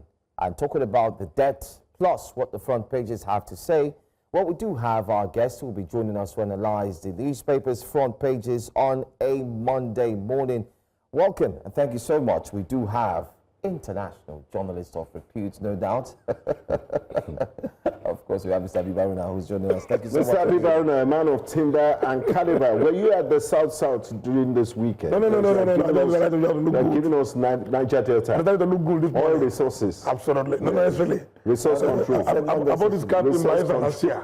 Yeah, last year. Oh, I went to a conference. You kind of look like one of them. Absolutely. I'm from those states. Wow. So I should be able to. Yes. I should be able to exhibit that traits, you know. I see what you're doing. But let's exhibit what the stories are saying through our analysis, and through yours, most importantly. Let's look at the Daily Trust. That's our first stop this morning as we highlight what really is going on. Electricity supply worsens despite high tariffs. Problems being resolved. Minister's spokesman, not the minister, but the spokesman says, we are resolving the problem. 5 die over 50 injured in Adamawa flood. We took that in on the breakfast headlines. Python, other animals found in ex-AGF's home, evacuated to Kano. I've seen that video on social media, and I'm sure you might have seen it. What was he doing? He was with the, what's the name of this animal? He had a few animals. He's just, maybe it's his eccentricity or his peculiarity. He just loves wild animals. But because the Kano state government has seen that some of these animals could be a danger to the public, they've evacuated them to the zoo. World Hepatitis Day, patients decry funding challenge job losses. Bandits killed many captives in Zamfara, according to survivors. Tinubu hosts Super Falcons today after trophy parade. So it's going down today. Niger boat mishap, 15 bodies recovered, 3 missing. We also had that story as well in the news. Constitutional review. Northwest demands 8 additional states. Well, let's look at the one that I know would also affect you, possibly business as well. Electricity supply, they say it worsens despite high tariffs. And then, of course, you heard what the TCN said, repairs, load shedding. But let's talk about electricity now. I've not read the report, the story, but I don't think it's totally true. Yeah. Because when I saw this story now, I was a bit surprised. Because during this... But from your personal experience? No, it has not worsened. It's better now. Yeah, I mean, I can say the same thing. It's just that I think it's the cost of electricity. It's a reflection of what is going expensive. on. I don't think so. I don't think that story is a reflection of what is going on. Because in some areas, I have a business in Agege. We are on band C. It's a bit inconsistent, you know. Yeah. But in my other place at Aurora, close to Omole, it's very consistent. I'm just telling the one guy this morning that I've not on my generator. My big gen, the 30 kVA, the past 3-4 months. Even Joe's generator has been. I said it this morning too. But the smaller ones, I've been putting it on because I've been managing it. So I'm not too sure of this story. I don't know their source. I've not read it. But it doesn't mirror what is actually going on in the country. I agree. You know? I think this is the first time we're not really going to agree with a headline on the front page. I don't think so. But still on the front page. But there's always room for improvement. Yeah. There's always room for improvement. Still on the front page of the Daily Trust newspaper, I want us to look at this. 5 die over 50 injured in Adamawa flood. We had the immediate past Minister of Humanitarian Affairs, now turned APC chairman last week, and I did remember I asked him a question about this, and he said, you know, there's disaster preparedness and NEMA is ready and all of that, but we're seeing 5 die, over 50 injured in Adamawa flood. We know this is an act of nature, but beyond the act of nature, is there are these things avoidable, or is it possible for government preparation to be 100% and we'll have 0 death toll? It's unfortunate that we have casualties, you know, but at the same time, government cannot be everywhere. I'm sure there are measures put in place to safeguard and prevent these things. And if they happen, there are other things they can do to ameliorate some of the people. But they can't be everywhere. And you know, it is about nature. Even in the advanced countries, this thing happens. There are what is called flash floods, you know. So it's something that you should try and preach against it. People should be sensitized to take up the environment, but largely, in my opinion, I don't think government can do everything about it. They can only try, you know, because it can happen at any time. You know, I thank God the people that died are not too many, but it's unfortunate, you know. But I don't think you can expect government to be everywhere all the time. Very, very unfortunate incident. Very unfortunate. Very unfortunate. And talking about nature, just quickly, Joe, 1 second. This story about the ex-AGF that loves animals so much. It's almost like Animal Planet. The managing director of Kano Zoo, Sadiq Kurab Mohammed, has confirmed that a python which escaped the residence of a former accountant general of the Federation, Ahmed Idris, has been recovered and evacuated along with other wild animals to the zoo. The python's escape caused panic among residents of Daniji and surrounding communities in Kano State. Other wild animals found in his residence include a crocodile and a cub. Residents of nearby communities said they could not sleep peacefully until the python was captured. Speaking in an interview with a local radio station in Kano, the zoo's MD explained that following the widespread panic, the former AGF voluntarily handed over the animals to the zoo. They are now in the zoo's custody. What do you say about, I mean, people have pets. They like to live with nature. People have dogs. They rear goats and sheep and what have you. But there's a level. There's a level to it. There was even this. There was one. Do you think there was a lion that was caught in Ikoyi? In VI, yes. Is it VI Ikoyi? Next to a school in VI. So I think Morio Kola Street to be specific. Okay. Yes. So I people are very. I don't understand. Should there be punitive measures? If this python are going to kill people now, and saying something else. And these are rich men, you know, who engage in these things. They have the resources. There's some poor men to take it very, very rare. There's no poor man that will keep a python or a lion. Have you not seen those men that carry hyena? There was even one guy when I was in Bayero University. I was keeping snakes. Can you imagine? So we don't pass through that. We want to pass through the back of his room. So I think the government should just be. But I'm happy he has returned. It's taking them to where they belong. Put dangers to people's lives. It's important that we to take care of these things. But there's no way you can go inside everybody's houses and begin to know what they have in their backyard. So we should just be careful. And neighbors too, even going to neighbors too, people that see around should raise alarm. If there's anything funny. If you're going to keep animals, keep dogs. It was the neighbors that raised that alarm. Yeah, I've been to the house of a former government, and they came to a former Minister of Foreign Affairs. Very lovely house in Maryland. They had what do you call those birds that? Peacocks. And those are okay now. Yeah, it had peacocks. It had tortoise and ducks. So it was really nice in tune with nature. But when you have lions, you have snakes. In your neighborhood, you can't sleep well. That's what we don't like. You can't sleep well. Let's move on to another paper quickly. Let's look at the Daily Times. The Daily Times has on the front page there, ADC demands 10-year audit of 200 trillion naira external loan. It's a lot of money. That's a lot of money. Shetima pushes Nigeria's food security agenda at Addis Ababa summit. Female corps members can wear skirts. Court overrules NYSC. 2027 Southeast Group raises 200 million naira to buy APC form for Tinubu. Why is the form so expensive? And then you're trying to discourage money politics, and then a piece of paper. I do know that there are things that is for running the secretariat and logistics and all of that, but come on, 200 million for someone that is going to lose. And then it has the first right of, for someone that might even lose. Okay. You have the first right of refusal. You're the incumbent. So what's the point of buying a form? No, this is pure and simple sycophancy. They're sycophants. What are organized?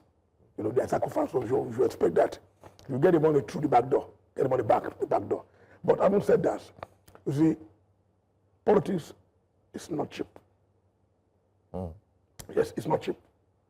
It's not only in Nigeria, it's everywhere. Politics is not cheap. In advanced democracies, we need a lot of money to contest elections. In those countries, the electoral laws are very clear.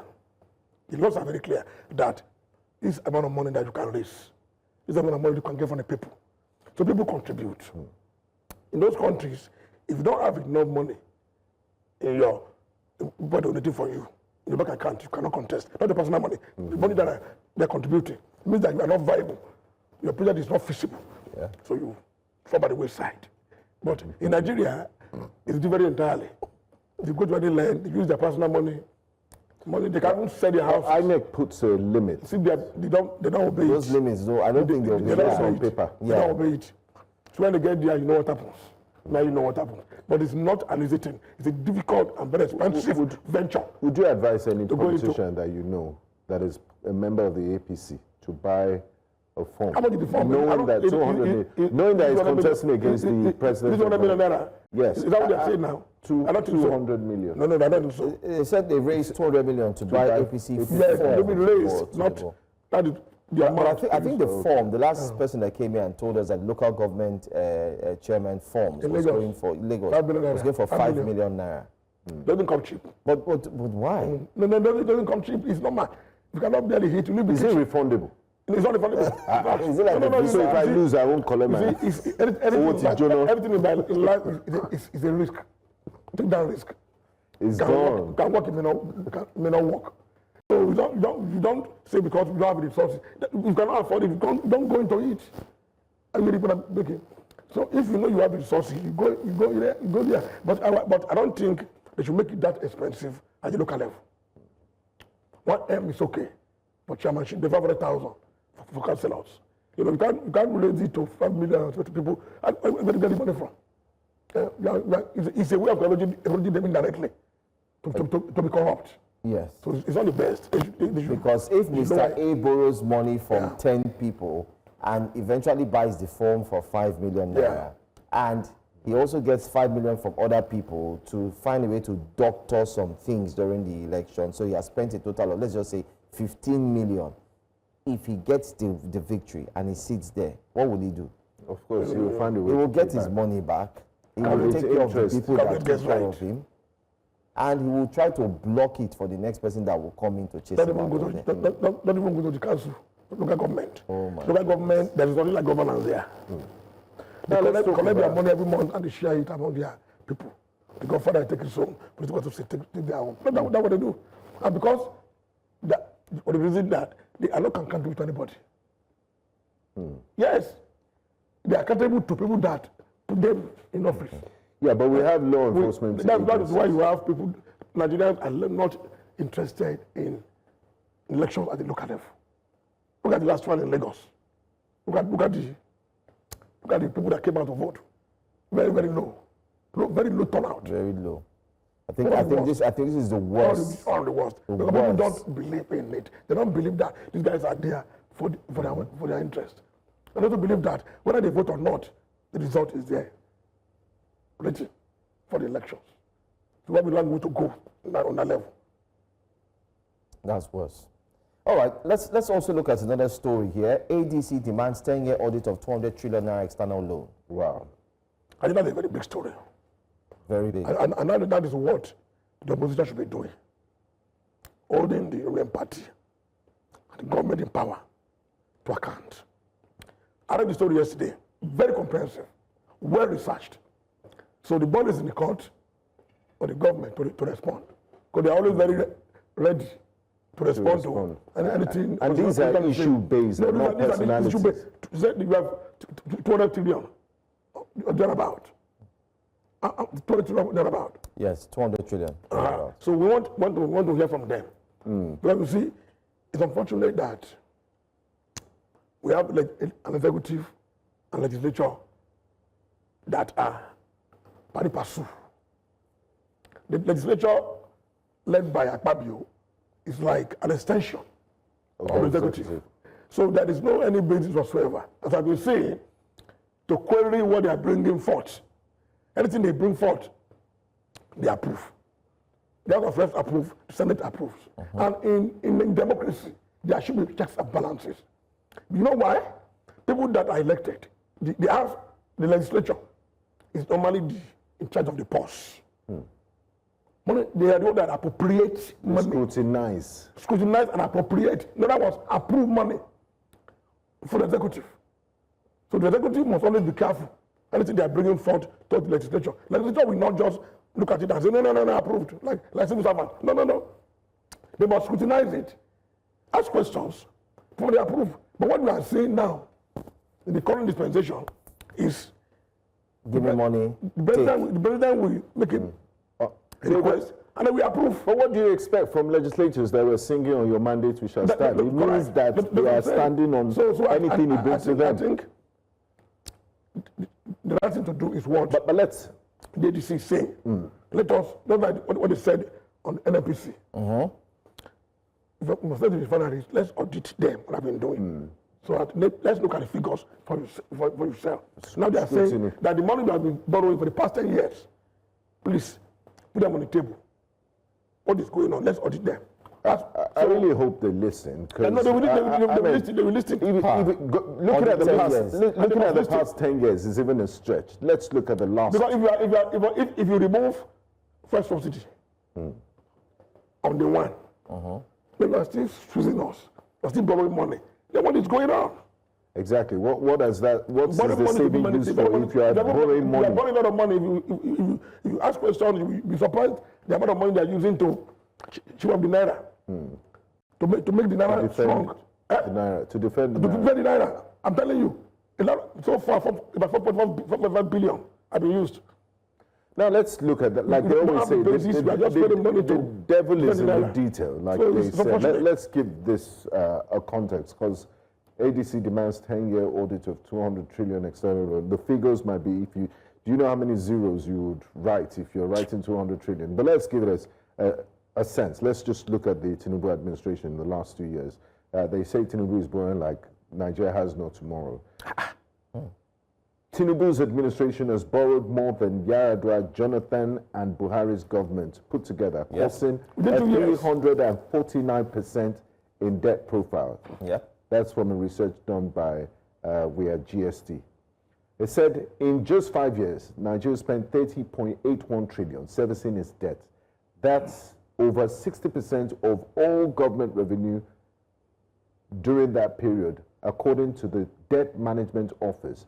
Between 2020 and 2024, the country earned 51.05 trillion, but more than half of it went straight into debt repayment. That means only 4 naira out of every 10 naira went towards healthcare, education, infrastructure, anything that actually benefits Nigeria. In 2024 alone, debt servicing swallowed 4.1% of Nigeria's entire GDP. And the country's total debt profile, it ballooned by 349% with no end or real plan in sight. Why does it matter? Nigeria is borrowing itself into a corner and mortgaging the future to do it. In 2024, 4.1% of the entire GDP went to debt servicing, up from 3.7% in 2023. That may sound like a small amount until you realize that it reflects billions lost to rising interest rates and reckless borrowing. Even worse, 77.5% of federal government revenue was spent on debt payment, 77.5%. That means for every 10 naira the government earns, about 7 naira is already gone before a single naira reaches hospitals, schools, or salaries. We are not just in debt, we are drowning in it. Amen. And, and the Senate just approved.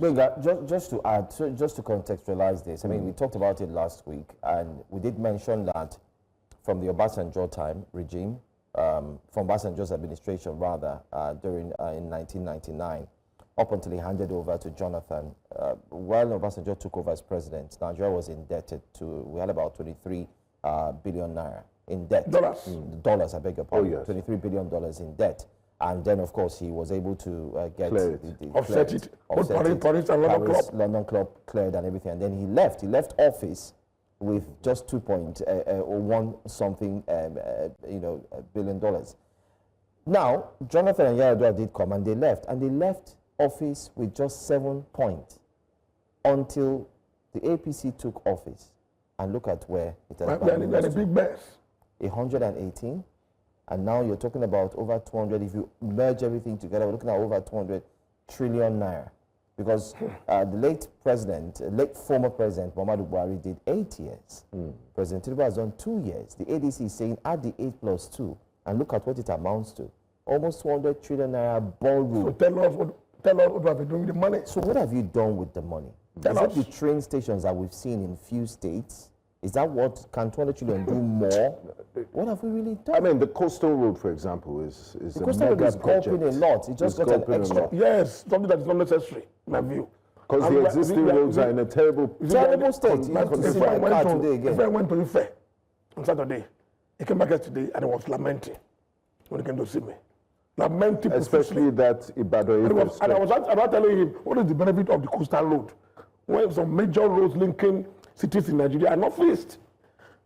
You do mega road, and what is the essence of that coastal road? And you see, Nigeria is in a big mess, in a big hole. And we keep digging, instead of finding our way out. Because the picture you painted just now, my friend, is saddening. I mean, what do you do with the rest? So the money you're earning is already going to... Despondent. It's not sustainable. I can't explain it. When I saw the story yesterday on the line, it is his story. I just hope that the National Assembly and the presidency will answer us. Nigeria need to know. Because if your future is being mortgaged, in quote, then you need to ask questions. Let's know where we are. Why do you keep borrowing? The money we are borrowing is for what? You remove first subsidy. I was thinking that the money that accrued from that, you have been used well. You have been used. And it's a whole lot of savings. It's a lot of money. When you buy food every day, you always annoy yourself with government. And where's the money going to? And they keep on borrowing. So it's a question that needs to be answered. Absolutely. And I'm happy that ADC, the opposition party, is raising it. So the ball is in the court of the presidency and National Assembly, not the Nigerians. Also on the front page of the Daily Times, we have this report here. Shetima pushes Nigeria's food security agenda at Addis Ababa summit, which is a very important conversation to have. Farmers in the food basket of the nation have not been able to farm as a result of insecurity. So we're discussing this at the same time as a result of an African level. As a result of subsidy. The government is not providing enough subsidy to farmers. In terms of fertilizers? Absolutely, yes. And they should provide security to farmers too. They want the price of foods to go down. Those are basic facts. Not traveling to Addis Ababa around in New York to go and do it. They do solve it here. Exactly. They say waiting day inside no any nation joke with farmers. Yes, you must subsidize them. So give them enough subsidy and security. Mr. Aruna, you just made a point now. Yeah. Why travel outside to talk about it when we've not? When we know the issues, we know your house. They're not wasting our money, wasting their little dollars. Anyway, maybe it's just a courtesy payback. No, it doesn't make any sense. It doesn't make any sense to me. You know, we can't live in a silo. We live in a community of nations, and maybe the people at the summit will discuss, you know, modern practices, global best practices to deal with these issues. Just a few weeks ago, my in-laws in Addis Ababa, they donated trees to Nigeria, thousands of trees as part of tree planting exercise. So it's good to have this diplomatic engagement. Away from the marriage level, we also need it at the top level. Don't only joke with the issue of food. Food? And Nigeria is lucky to have some states. People describe a food basket. Niger, Kogi, Benue. So what is government doing about it? Even the part of the north, they produce rice. You know, so the government should try and encourage them, subsidizing what they are doing. Give them fertilizer, give them some money, soft loan, so they can improve food production. That is the way out than traveling up and down and talk about it in Addis Ababa. I agree. Let's look at New Telegraph. It's loaded. Before you look at New Telegraph, just quickly, in a few seconds, this is good news for some that like to wear skirts, and maybe bad news for others. And they're also, yes, they're saying female core members can wear skirts. Court overrules NYC.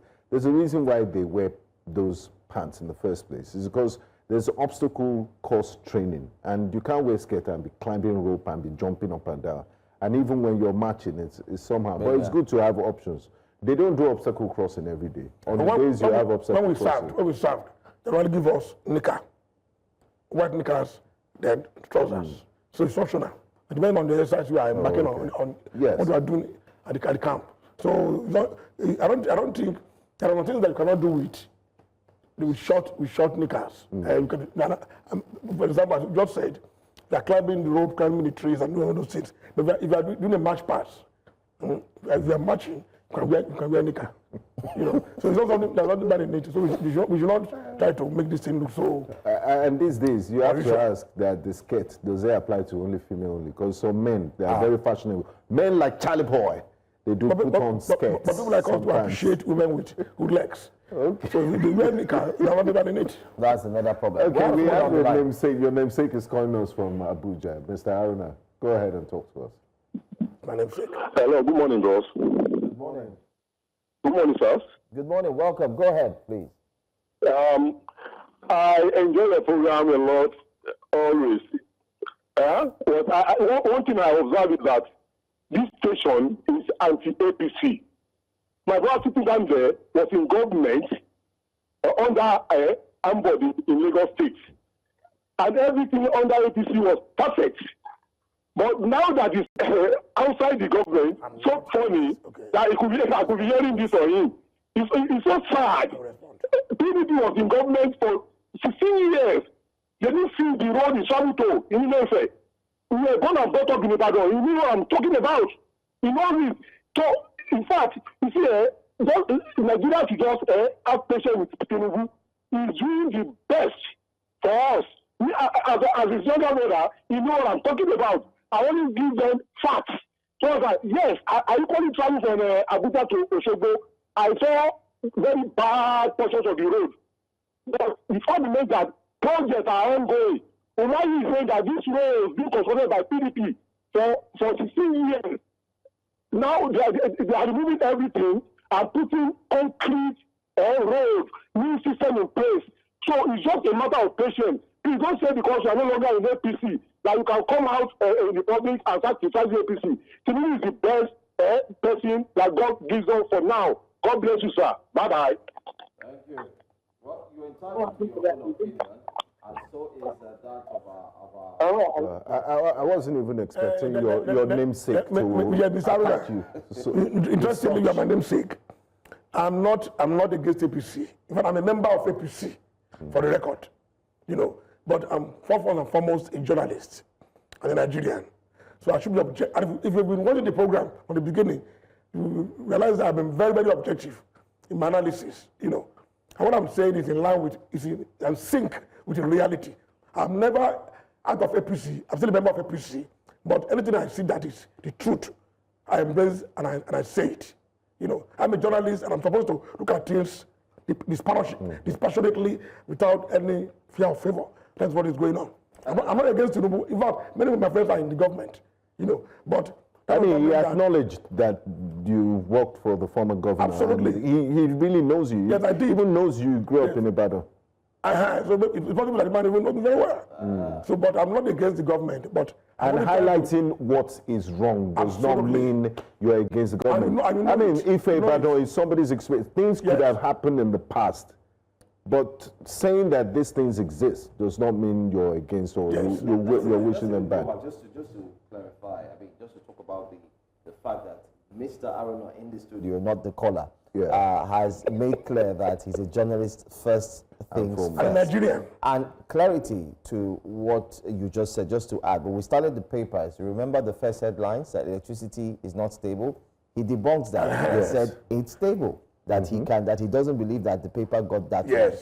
So we need more Nigerians like you, where your professionalism trumps it's very, very important. All other. Let's run away from words that might link to psychophancy if possible. Let's go to the New Telegraph next. The New Telegraph has on the front page there big stories, plenty of them. It says Tinubu, Atiku, Obi, Kwankwaso, others gearing up for epic battle as scramble for Buhari's 12 million votes begin. Political gladiators. I think we're running out of time. Let's quickly take that story. There were talks that Kwankwaso might come into the APC, but it looks like that's not happening. He criticized the APC government for neglecting the North last week. What do you make of all these calculations? Who will come out tops here, and what permutations I don't think they are do you see? I don't think they are fighting. I think Kwankwaso was just playing politics. He made a statement in Kano at the Constitutional Review Summit, or at the National Assembly. He was not trying to be political. That I travel from Kano, travel from Abuja to Kano, the roads were bad, everything, so on and so forth. And there is no any official statement from the president, from the presidency, debunking what he said. There's only a tweet. Mr. Sunday Diary has come out. No, it was a tweet. Okay. But with Sunday Diary does not speak for the president. It was Byron Uga that speaks for the president. So if there was a vociferous, aggressive reaction, from the president, that shows that there is some schism between them. Because Sunday Diary highlighted projects that are ongoing. Yeah, absolutely. And even the Minister of Works also came out to let Kwankwaso know that is what they've been doing for long. The people also asking, when Buhari was there for 8 years, what did you say? What did you do? Did you ask questions? So you're just playing politics. Buhari was there for 8 years. People like him, also like any other elite in the North, did not come out to question. In typical Nigerian fashion, you ask me a question, you ask a question, I also ask you a question. What are you doing? So Kwankwaso should not be too clever. Not be too clever by half. They are still talking. And it's in the interest of Kwankwaso to be in that alliance with Tinubu for some political survivor. Kwankwaso is a major force in the Northwest, rather than Kano. So if he's joining Tinubu, it's a plus for the administration. But I'm sure if you know Tinubu very well, Tinubu also has other plans. He has plan B or C. So Kwankwaso is one of the people he's looking at. Possibly looking at to work with in that election. The other people too that he's looking at. These are smart people. So we'll be seeing the alliance. Is it possible for one of these gladiators to get that 12 million block vote that Buhari used to get? I won't say any of them. You see, in politics. But that will work to the advantage of the APC. They cannot have it. You see, in politics, what works for candidates is the name. 2, is it pure? Is it corrupt? Is it not corrupt? Those things are things that stitch with the personality of candidates. Buhari was able to garner 12 million votes because people see him as people that is not corrupt, people that live above board. People that they see as their savior. Fight corruption. People that was upright. Someone that you can count on, that can defend and promote your interest. But these people that are parading themselves, I don't think so. They can try for 5 million. That is why Tinubu should be happy. They can really divide the vote. No single person. Even when was contesting against Jonathan, against Obasanjo, was having his votes. He had his core supporters in the north, that is Buhari. But now, I don't think any of them can inherit that structure and those votes. Fantastic analysis, Mr. Abiba, as always. We wish we could have you every day, but you have to do other things. So thank you for gracing us with your presence. Thank you. Thank you. And that's how we wrap up the show on a Monday morning. It's been a fantastic one. From the front pages of the newspapers to the conversations that we've had right from the start of this Breakfast Central edition on a Monday morning. I'm Joe Hansen. Thank you for watching. And I'm Benga Bora. Olive, we're still expecting our cake, and happy birthday to Yemisi Ajayi. I'm Benga Bora. Bye-bye.